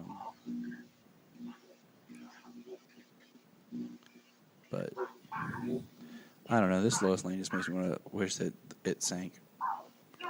Like, and Superman just wandered like Kingdom. That's what made him Kingdom Come. She actually died. Right here. There you go. He's like I already turned back the Earth, and then kissed you, made you forget, and you still are trouble for me, woman. So how does she know their exact longitude and latitude? At that moment, because they're moving in sea? I don't know. Yeah. Because maybe there's something around there that tells her, and that maybe she has like global position. I kind of wish that there was a part in this story, like an underlining theme that Superman has yet not completely reacclimated and having all of his powers back and being able to control them. I think that would have been a really good theme throughout the movie, of just showing him struggle. Like, kind of like he struggled with the plane just because he's not back. Because we do know that, like, in the comics, Superman has his ear to her. He has his ear to her heartbeat. So all she would have to do would be like, Superman, and he would hear her. Like, she wouldn't have to yell it. All she has to do is whisper it, and he would find her. So if they had just made it a little bit different, where his powers aren't fully back and restored, it would explain why he's screwing up. Right.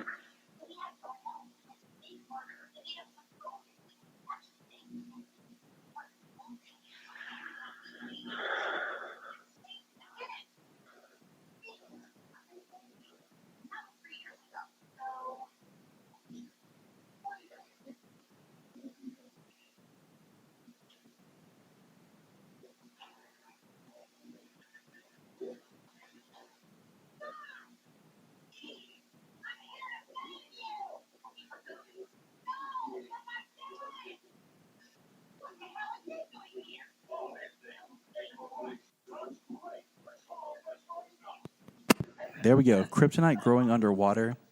Can I just say, would the kryptonite grow with the crystal? Because we saw in Superman the movie that the kryptonite got wet and didn't do anything.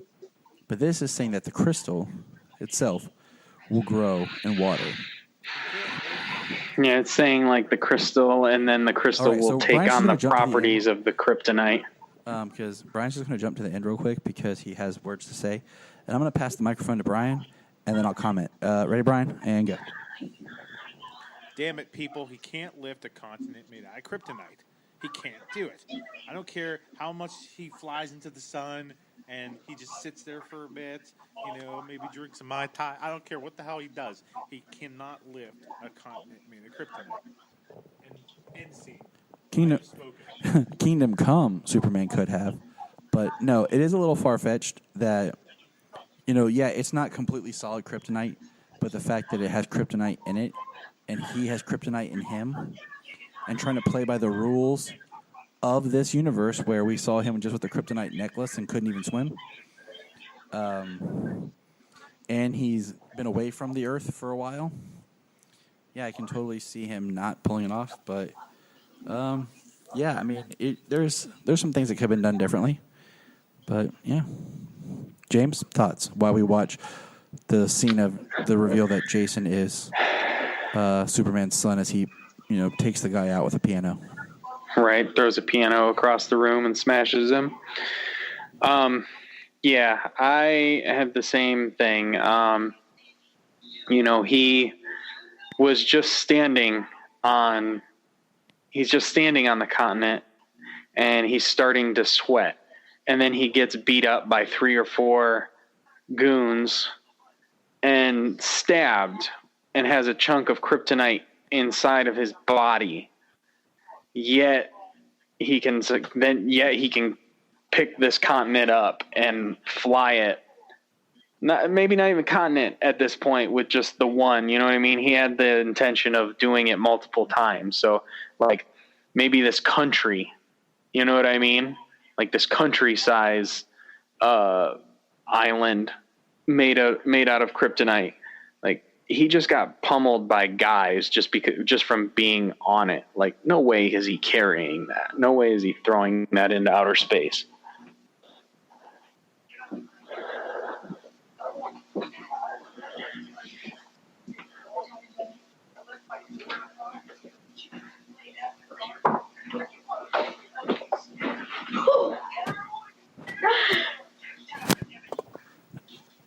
So, yeah, he magically had powers to move a piano and then can't open the door. But, here Lex is watching his continent. Okay, first of all. Well, if he's... This continent he's looking at, okay, yeah, it's going to destroy and kill people, but it's going to make a landmass for what? Because it doesn't look like Krypton. I mean... It would have been cool if, like, the landmass they could have made into New Krypton in a sequel, but you can't farm it, you can't grow on it. It's just a rock. Yeah. I love that he's worried about the boy now. Yeah, like now he's smart. Yeah. Well, he held the kryptonite to the kid. Like, if the kid is Kryptonian, the kryptonite should have an effect on him. Like, it's kind of the argument with Smallville. Like, just because Clark loses his powers here and there doesn't make him human. Exactly. He's still Kryptonian, and that kryptonite would still hurt him. It's still his biology.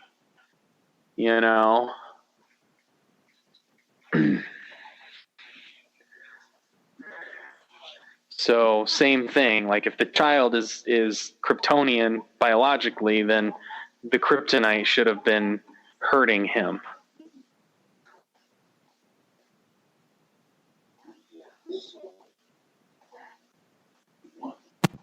I like this where he's like trying to get to the elevator. Why didn't he just take the stairs and run up to the top of the floor? Like, why does he go into the elevator?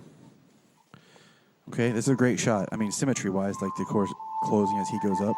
Okay, so he busts through the top of the elevator, busts through the top of the building when he could have just went to the store, like to the stairs. Right.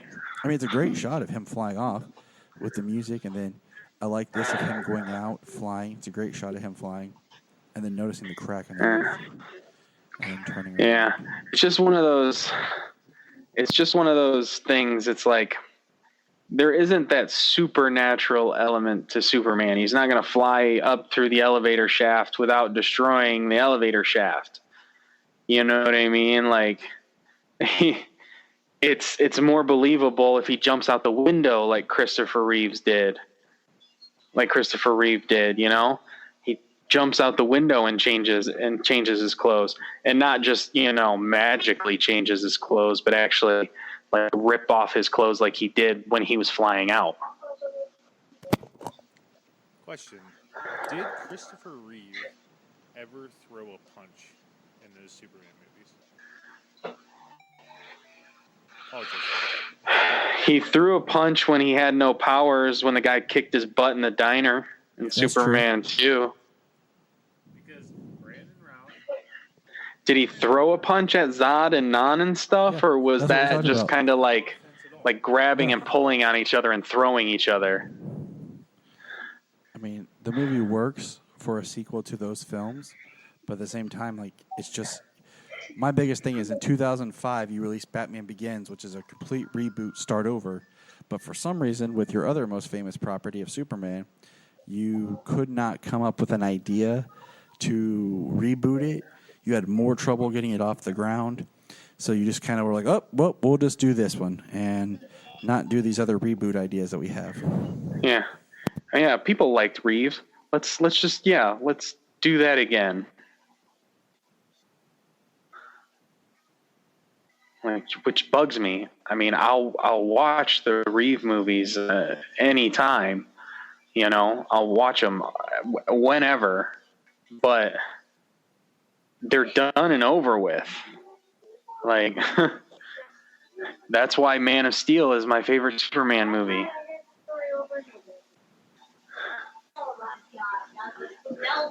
It's something completely new. It's something, big, and it's got a lot of action, and he's got an arc. That's pretty awesome catch. So some of the stuff he does during this scene is pretty cool, but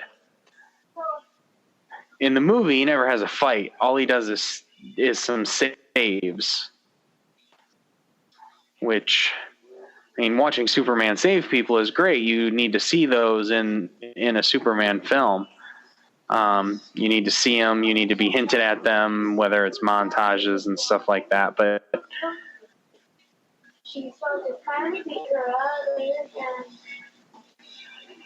also these days, you want to see Superman fight somebody who can match him.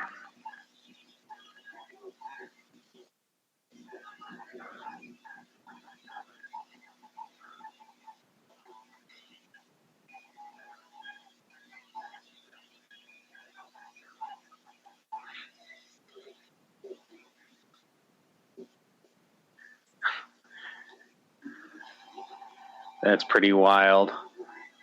All the flames coming out. And that's cool watching him fly through the flames. Like, nothing affects him, I mean, that's pretty apparent. But he knows where to go and what to do, and he can, he does make some really great saves in this movie.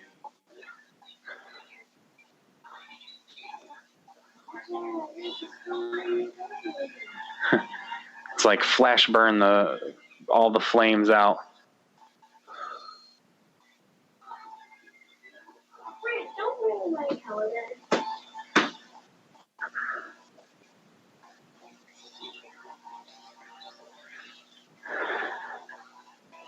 And the Daily Planet globe.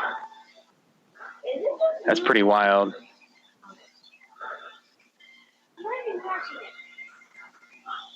Oh, he hears it.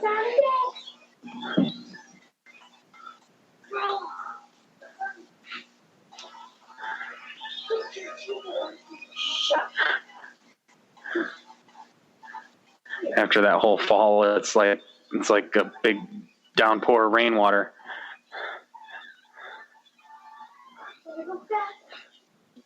Through the building. That's pretty cool too.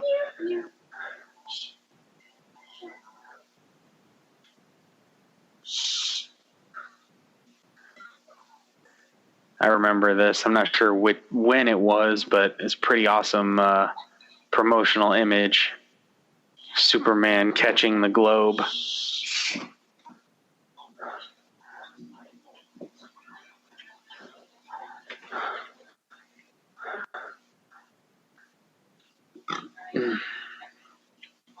Hope that person had car insurance. Dude, I totally love this scene. Like, just the imagery of him sitting it down. Sorry, I was on mute taking care of hope that person had car insurance, man. But Jimmy, like, just getting those photos. Is great. I mean, the imagery for this movie of Superman is iconic. I mean, there's great shots. Yeah. And that's what's sad is, like, there's not as many iconic shots in film of Cavill and BVS. There's very few. There is some in Man of Steel. See, Man of Steel, there's a couple. In BVS, there's a few more. But in this one, it's like there's all of his saves because that's all he does. You know, all of his saves are iconic shots, but that's all he does in this movie is saves. Pose.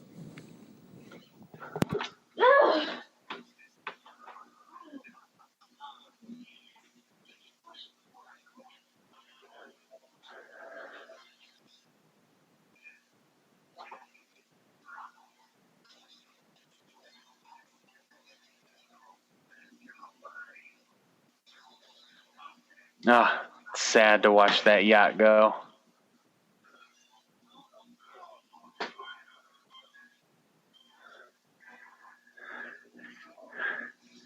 Man, it's like a live at sea yacht, you know? Why is nobody talking? Why is nobody talking?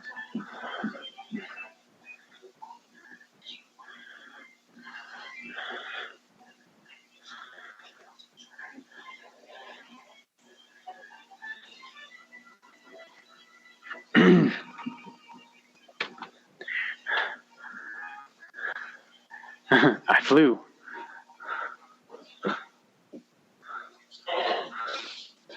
It's funny, kind of ironic. I flew.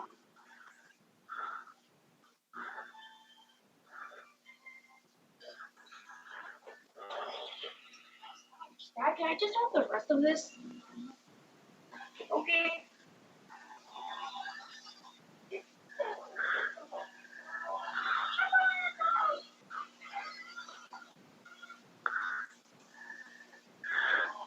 Oh no! The yacht breaks in half. Are you just talking about the movie? Yep, talking I'm about back the movie. completely. Can you hear me? Yeah. Yeah, that was it. Brian showed up because he asked me to house sit his animals, and I just had to. Yeah. I walked him out real quick.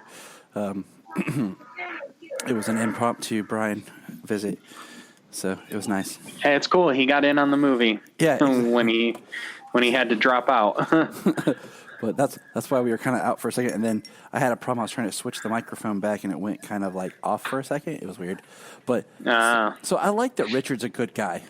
Like, I like that he's not like I'm kind of rooting for Richard. I actually prefer this Superman with out Lois. Like, I could easily have seen this Superman evolve into having a relationship with like a Wonder Woman character if they brought this into like a universe, you know. So. Well, not that we will, but Kingdom Come version has a relationship with Diana, or did. Exactly. Forget if it did or does. I mean, they do because they, you know, the end is. She's pregnant at the end, isn't she? Yeah. Okay. So like I said, not that we'll see. Oh, Jesus! I forgot about the door. Oh, that dude, she should have been dead. Yeah, dude, that freaking door, that would have cracked her skull open. Like, that's like dead on arrival.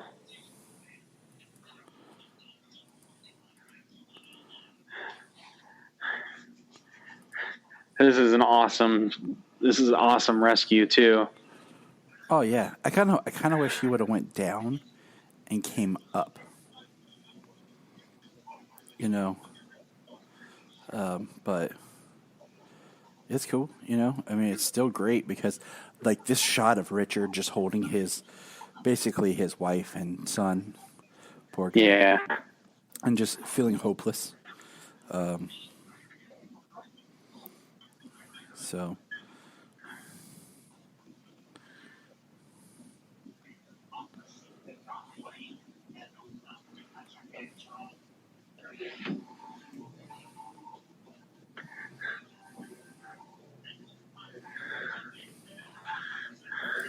Then here, like, you see the boots Just come out of the water. He just comes out. Like, filming this part would be kind of interesting just because you would just stand there and be pushed from the bottom with it. Yeah, they would raise it up out of the water, and you just got to stand there like you're flying it out. We've all done that. I mean, yeah. We do stuff all the time like that. Like, look at me. Yeah.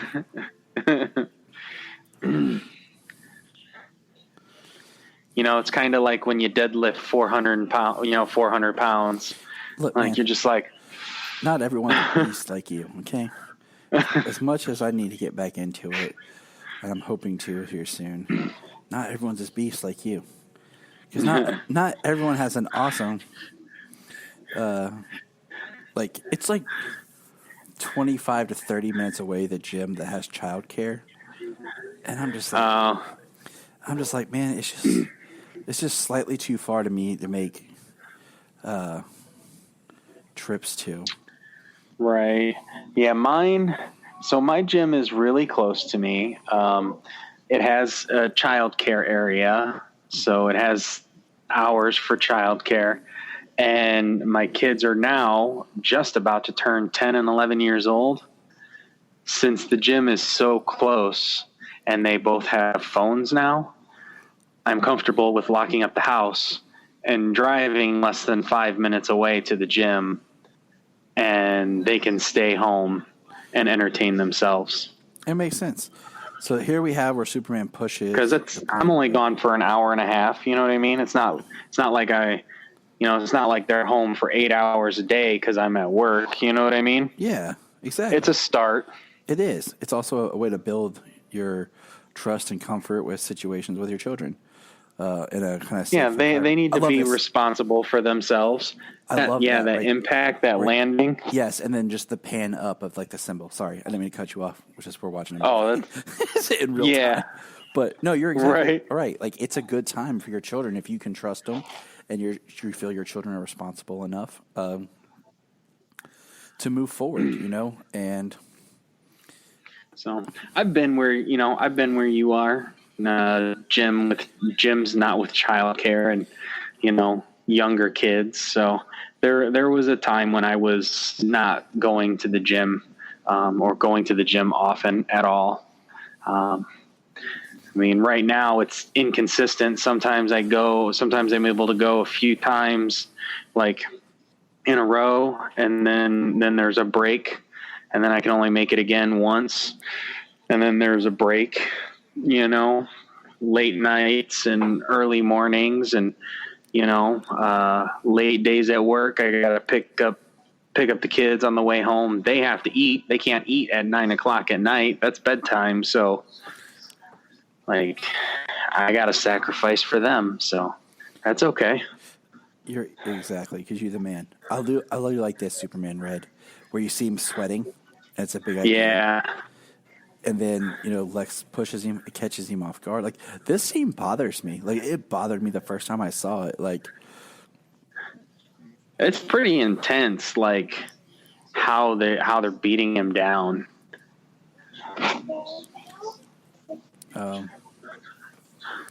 Well, when we get there, I'm a little ahead of ourselves.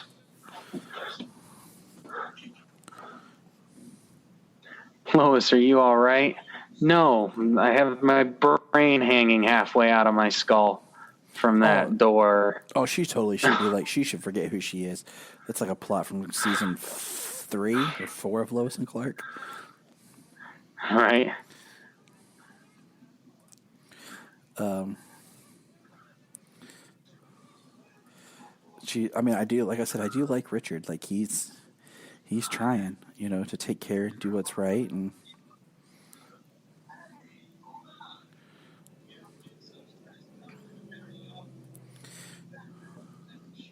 the vein of kryptonite running through it, he can see it. Which is awesome. Like, and you see that effect, like, on his hand, and, like, he's shaking, and, like, there's the big blue eyes. Kryptonite. I mean, in a way, he's a very silent Superman. He expresses a lot with his eyes, and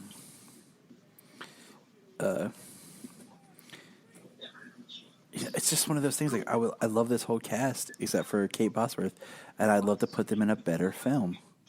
And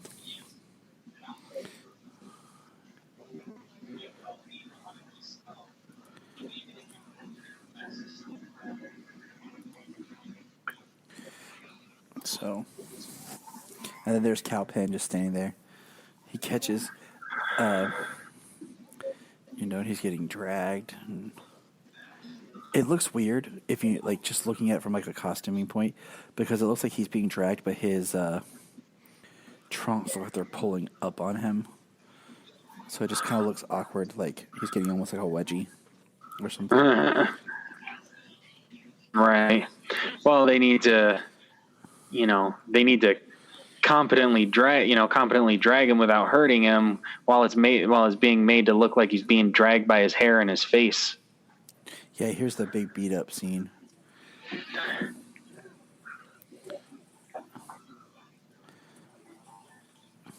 But see, I'm always curious by, like, the physics of kryptonite, in the sense of, like, green kryptonite. Does it just make them sick and weak? Does it completely render them powerless? Like, what is the complete effect? Because if it's, and they've used that in a range, you know what I mean? Like, it's a wide range of effects. Because if it should make him completely powerless, him having that sliver inside of him should really be affecting his power here soon for him to be able to do anything. So if him just being exposed to this right now,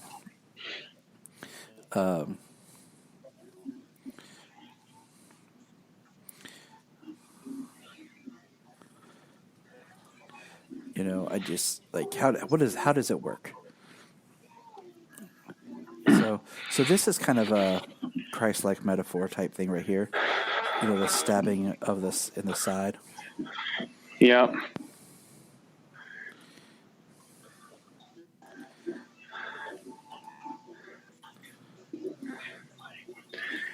Broke it off into him. Which is hardcore.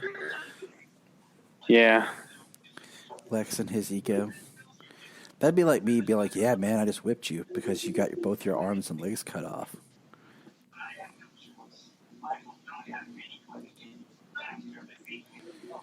Yeah, I could not see Gene Hackman, coming up to shank Superman, even with kryptonite or anything.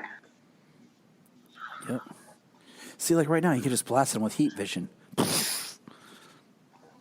Right. But then once again, but standing on a kryptonite continent and having kryptonite shard in his back, can he use his abilities like that? Right. Generally speaking, probably not. The only reference point we have is how Superman the movie reacted to kryptonite. So, I mean, in that one, he couldn't even lift the stone chain off from around his neck.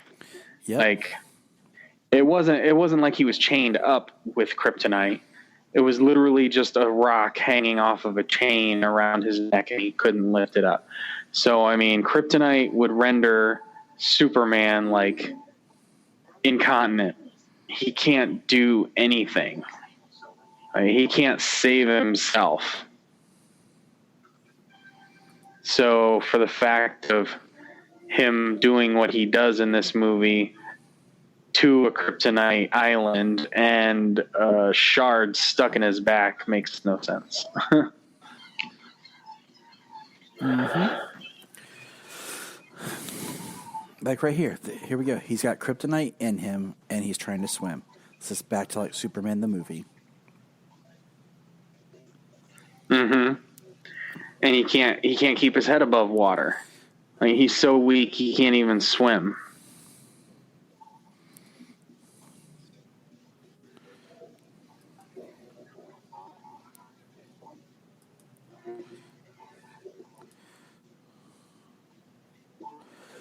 And you're going to tell me Lois is going to dive in with that dress on?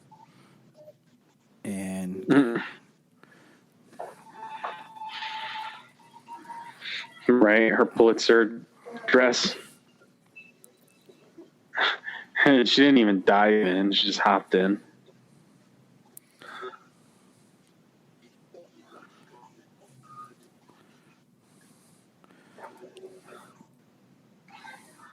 And Jason's just sitting there. That cape just looks super heavy. And, like, he could be sinking at a quick speed. Right.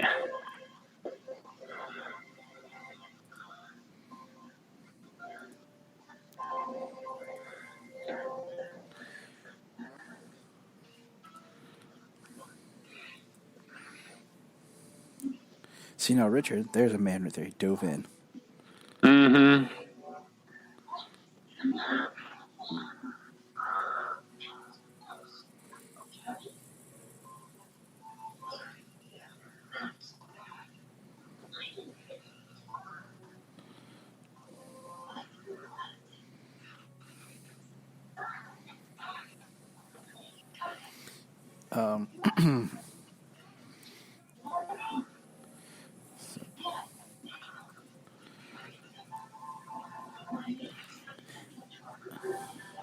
I just feel like this. It's like this is good stuff, but at the same time, like it just feels very kind of drawn out.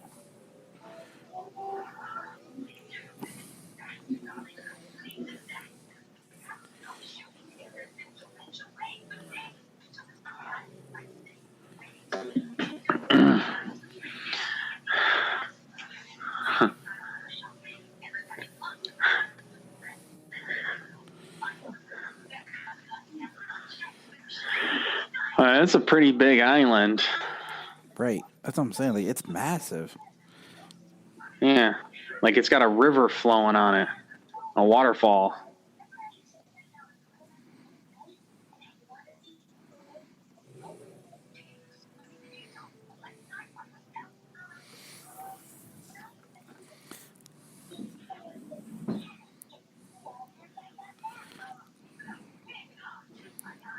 So... Oh,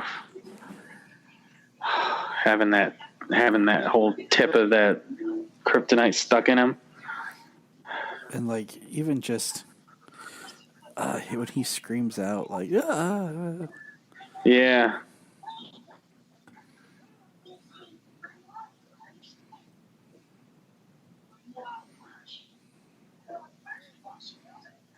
Oof.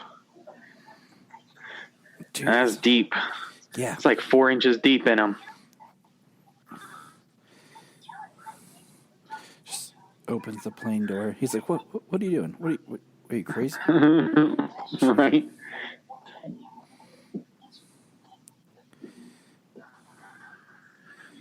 They're like, your son found you. He's like, child support? Nope. Right. Superman doesn't have a job. He's not the Flash. He doesn't make marketing money. That's why he befriended Bruce Wayne.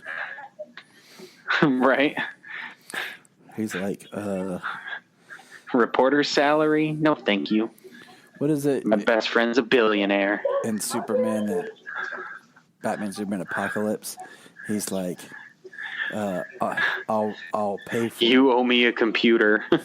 Yeah, he's like, I'll pay for it. She torched a $50,000 computer. Bill me on a reporter's salary. Bro, have you been watching Black Lightning? I'm behind on it.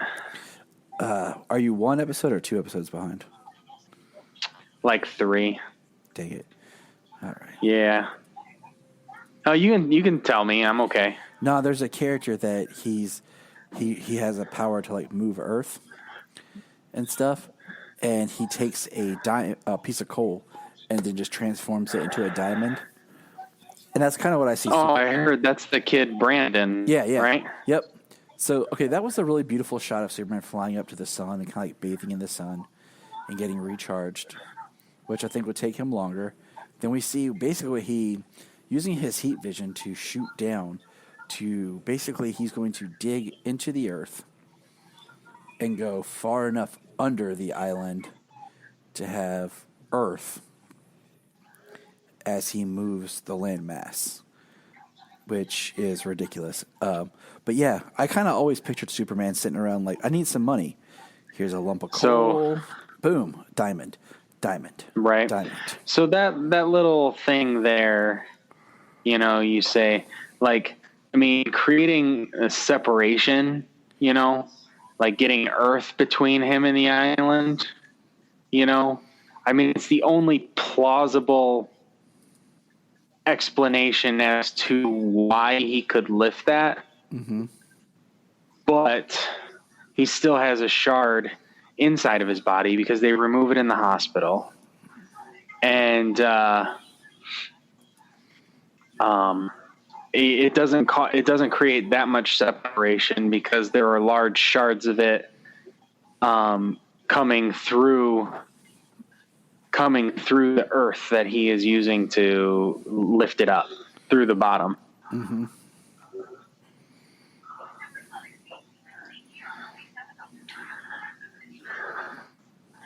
And here is like where Lex makes his getaway, where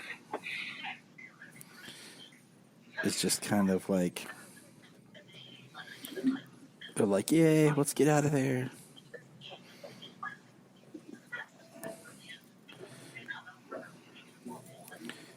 It's just falling apart now, like the desolate. Like, it doesn't even look like beautiful Krypton. Like, it's crystal, but it's black and muddy and dirty, and it just looks yuck.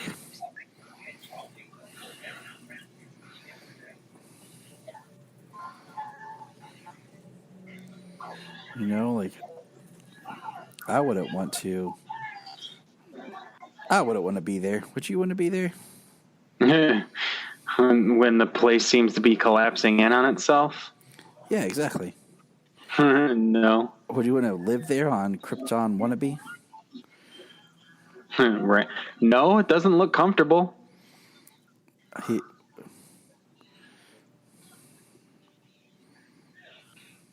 It looks pretty darn hard.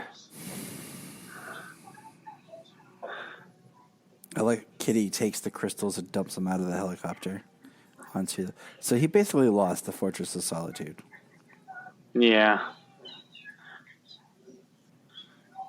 Like, I would love to have seen a sequel to this, just because they were like, oh well, we're gonna do more with the sequel, and I mean I remember the sequel was gonna be called Man of Steel for the longest time. That's the sequel title that they had, and was it? Yeah, and I think I might recall that. And I mean, here we go. It's starting to raise, and it was going to be more action packed. And I'm like, you probably say that now just because you're mad that everyone said your movie sucked because it didn't have anything in it. Right. And there's enjoyable. Like, this is. I'm trying to find the best way to describe this movie. Is like, it's a good movie, but it's not the movie that we wanted or we deserved. It's not the movie we waited for. And it just could have been so much better. And I mean, as time goes on, it's kind of like, it's a really cool shot of just going under the rocks to see him as it's falling apart, as he's, lifting it. Like I said, in my head canon, he's got so much earth between him and it that he's moving it. because we see like the rocks and stuff falling that's actually Earth. Because let's think, if he doesn't pull this off, wouldn't that be an extinction level event? Right. It's like Sokovia. Okay, now here's where we're getting the kryptonite laced crystals starting to come out. Now, but they're massive and they're still pretty close to him. Yep. Had this been like Kingdom Come style, there would have been no problem with this. Because they talk about how a K-bomb would not even affect him in Kingdom Come. Because of his time on Earth. Yep. And he's absorbed so much energy that kryptonite no longer affects him. Which is awesome, but here's the big climax is he pushes a rock into space. Yep. I mean, it's dramatic and it's cool, but it's not. I don't know. Like if this movie was cut down into like an episode of like a Superman TV series, like a pilot, okay. Like if you were launching a new series and this was like your pilot, but for my cinematic, oh look, there's the Jesus pose. Yep. Because every Superman has to have one. I still don't get why he's this Christian, Messiah. He's been made into this Christian Messiah figure because it started in the Donner movie. He was a Moses analog. Yes. Not a Jesus Christ analog. And it started in Superman the movie. Is really where, which is like I said, it's done and over with. Go back to the roots. It's just, and that's the problem is, people don't want to go back to their roots, or they want to jump off what they know, and I just feel like boom, like he lands. Like he hits hard. That's a crater. There goes the park. Right.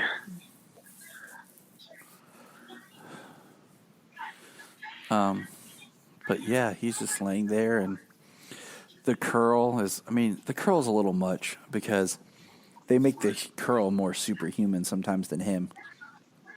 Right? Like he should not have the curl anymore. Like the sweat, the Kryptonite Island, being beaten, being in the water, flying into the ground, lifting it up, falling through the atmosphere and crashing to Earth, and his spit curl is not moved. I always like it's like Kryptonian hair gel. It's such an odd shot of just the way the camera pans up of him. Like this is all such just, I don't know, fluff. Okay, so they rip his suit off of him.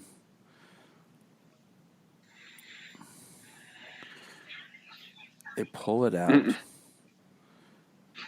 And then as soon as they do, like they can't get the needle in. Well, of course not. He's Superman. Yeah. Like a bullet can't hit him. I like that where they try to hit him with the paddles. Yeah, with the paddles, with the defibrillator. And it kind of just it turns it back. like it reflects the current back. See, and there's the amazing curl. It's like, I like the curl, okay? But I like when it's used kind of subtle.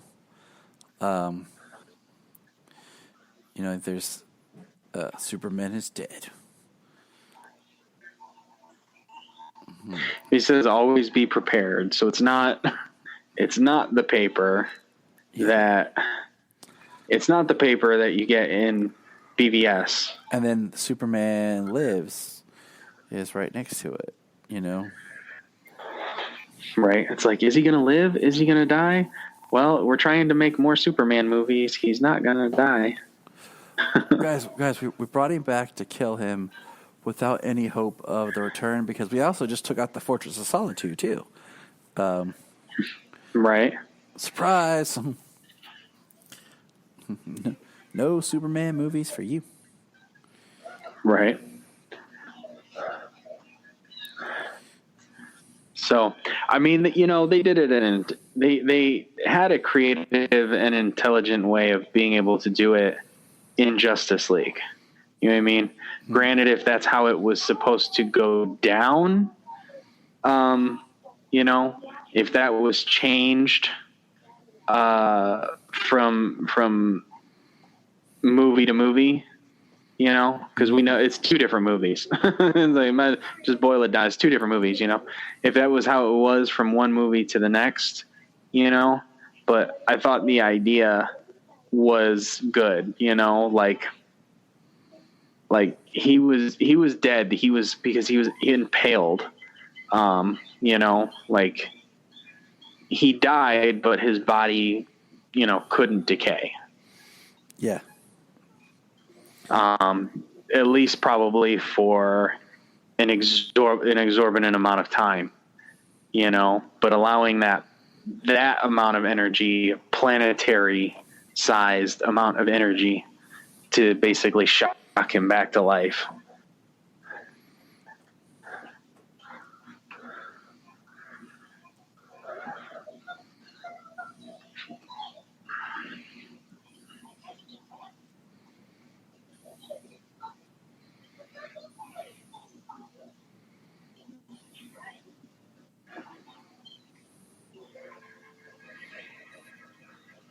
Let me show up at the hospital when you're in a coma to tell you this is your son. Hey, just so you know, because I know you can't hear me in there, you have a son. Like, what?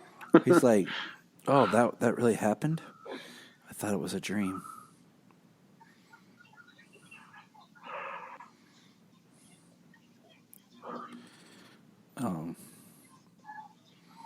I just feel like this So now what's that? Was she like zoned out, like tunnel vision walking through the hall? Cause like she stopped and startled, like, did I just walk past it? Like, I just feel like all this is just drug out. You know? yeah, just... the end, the climax of the movie, you know, the climax of any antagonist in the film, you know, he throws a rock into space. Right. Okay. It's a giant rock he throws into space, and then like this is how they end. This is how they decide to end the movie. You know, just this long drawn out thing.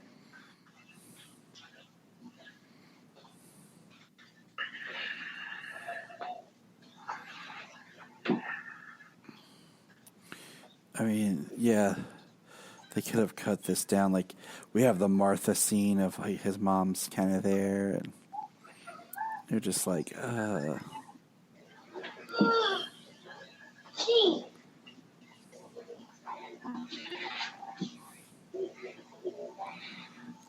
And then like she's trying to, I don't know. It's just so just like I don't even care. Yeah.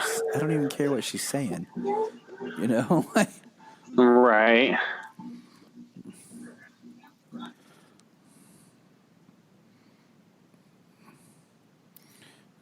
And I think it'd been kind of cool if they ended it without her telling him. So it really felt like there's like he's laying there in the hospital with perfect hair, like. Telling you, man, he's got Kryptonian hair gel. I want some of that Kryptonian hair gel. Like, nothing can harm it. He must have to like heat vision his own hair to break it down so he can restyle it every time. That's how that's how America does it.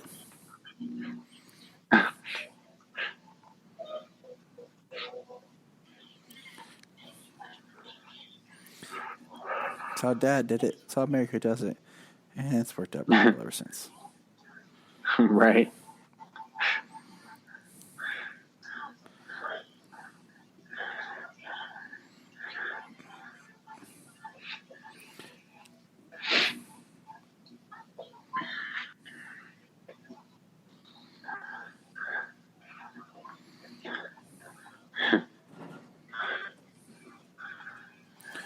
this movie kind of just feels like a what is it?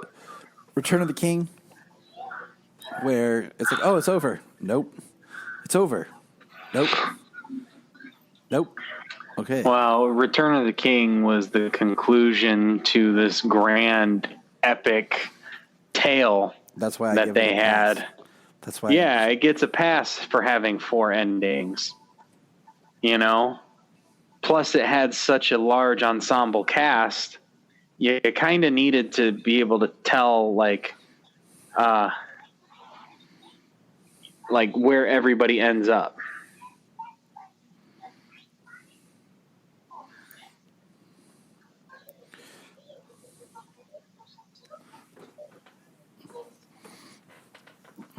And then we have Kitty getting yelled at by Lex.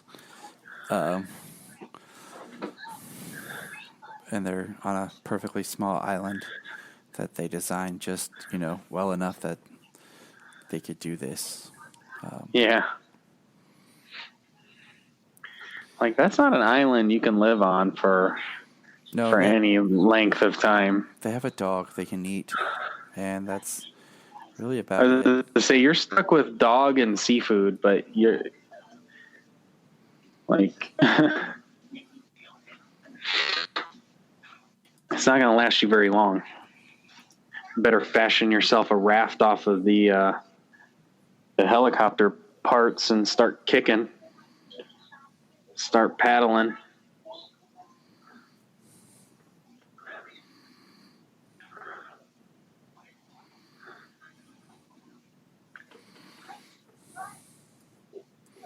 And then we have this, like, oh, he's escaped. He's out of the hospital.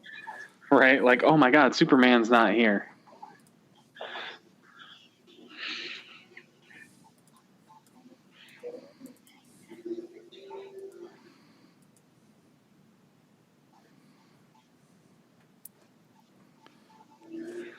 It's almost like they wanted to do the death of Superman and the empty tomb and all that other jazz, you know? Yeah, and then here she is writing her story.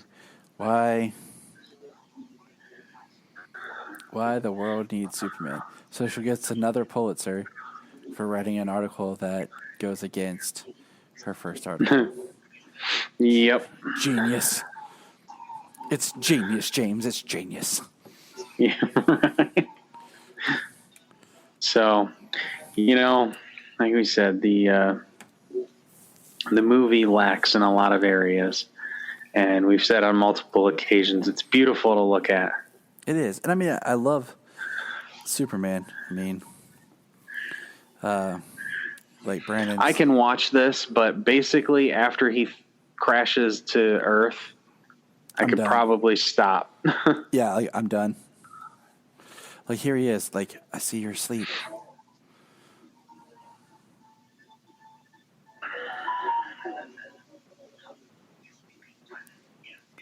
It's kind of like beautiful, like to watch this as a father.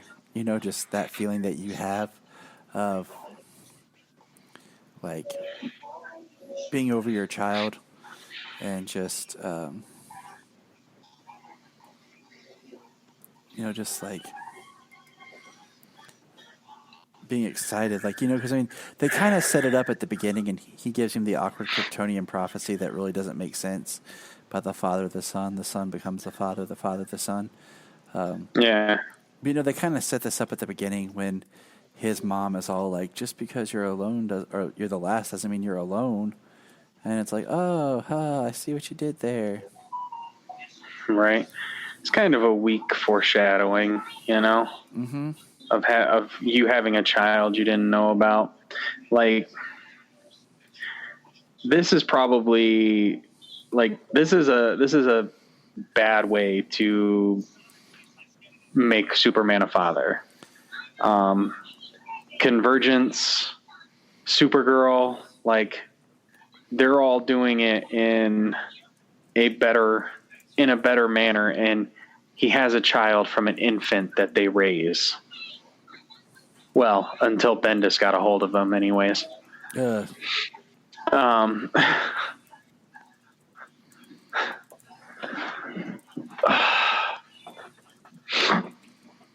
So I will say I like the idea of John being the Superboy that inspires and goes to the future, because it's weird.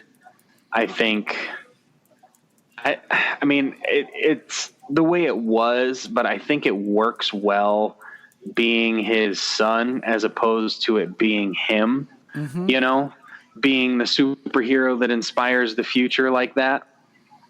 Yo, totally. I like it, and it's really good, but they had to age him up 7 years. It would have been cool if, like, before he, you know, instead of it actually taking a natural progression. You know what they could and then have they're done? gonna age him up another 7-8 years to make him Superman whenever that's supposed to start with G5.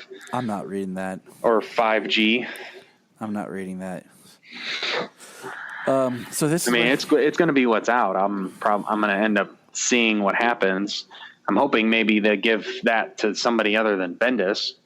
I'm not going to read it. I'll tell you right now. Like, it's just going to take a good writer. You know what I mean? It's going to be a different story, but it's going to have to take a good writer to make it and keep it compelling. And like, Bendis has already lost it in less than 15 issues. Yeah. You know, of his run on Superman. And we could get on that tangent, but I just want to say, here's Superman flying away. He said goodnight to Lois. I'm always around. This is when he gets his great line.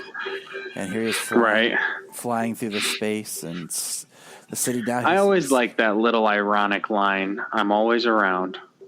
Yes. I mean, I have a special place for Brandon Roth as Superman.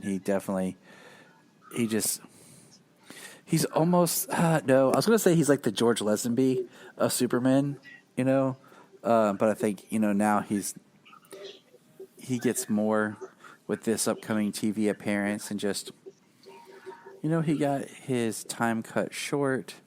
He got one film, and he wasn't getting to be himself. He had to be somebody else's Superman. And and that's the end. Superman returns. Yeah. I would say, like, the flying looks really good. The sky, the sun, the clouds looks really good. It's no first flight. Yeah, I mean, and it's crazy to think how much in just those. This was 2006. Man of Steel technically was 7 years. Technically, Man of Steel was supposed to be out in 2012, but it was pushed to 13. Yeah. So a 7-year period. You know, we got. But yeah, that was the film. I enjoyed chatting it with you. My wife misses me, and she's getting mad at me for not being there. But all I was going to say is they could have done something in Bendis' run where Superboy, John Older from the future, pops in for something, meets Little John, then goes back, and then you do a whole side book told the story of him older and kind of how he inspired and all that. Right. Just absolutely. Because I feel like you lost something when you aged up, John. Right. It's, you know, they're always like selling books. And sometimes they're like Event Leviathan. It was 6 books, playing a game of Guess Who. You know what I mean? So it was like, you just did this to sell 6 issues. You know, you just did this to sell how many copies of 6 issues of a book?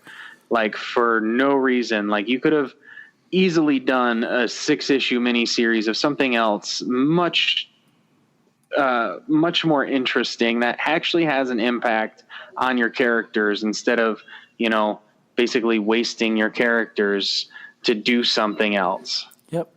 But that's another to do what you're doing. Once again, happy Thanksgiving, everybody. James and I are going to go rant about something else. I got to go help my wife with food and enjoy Superman Returns. And the John Williams theme that is playing us out in the credits. Which is amazing. Yes, sir. Happy Thanksgiving. Look in the sky. Superman is coming. Da! It's so awesome. Look up in the sky. Look at the sky.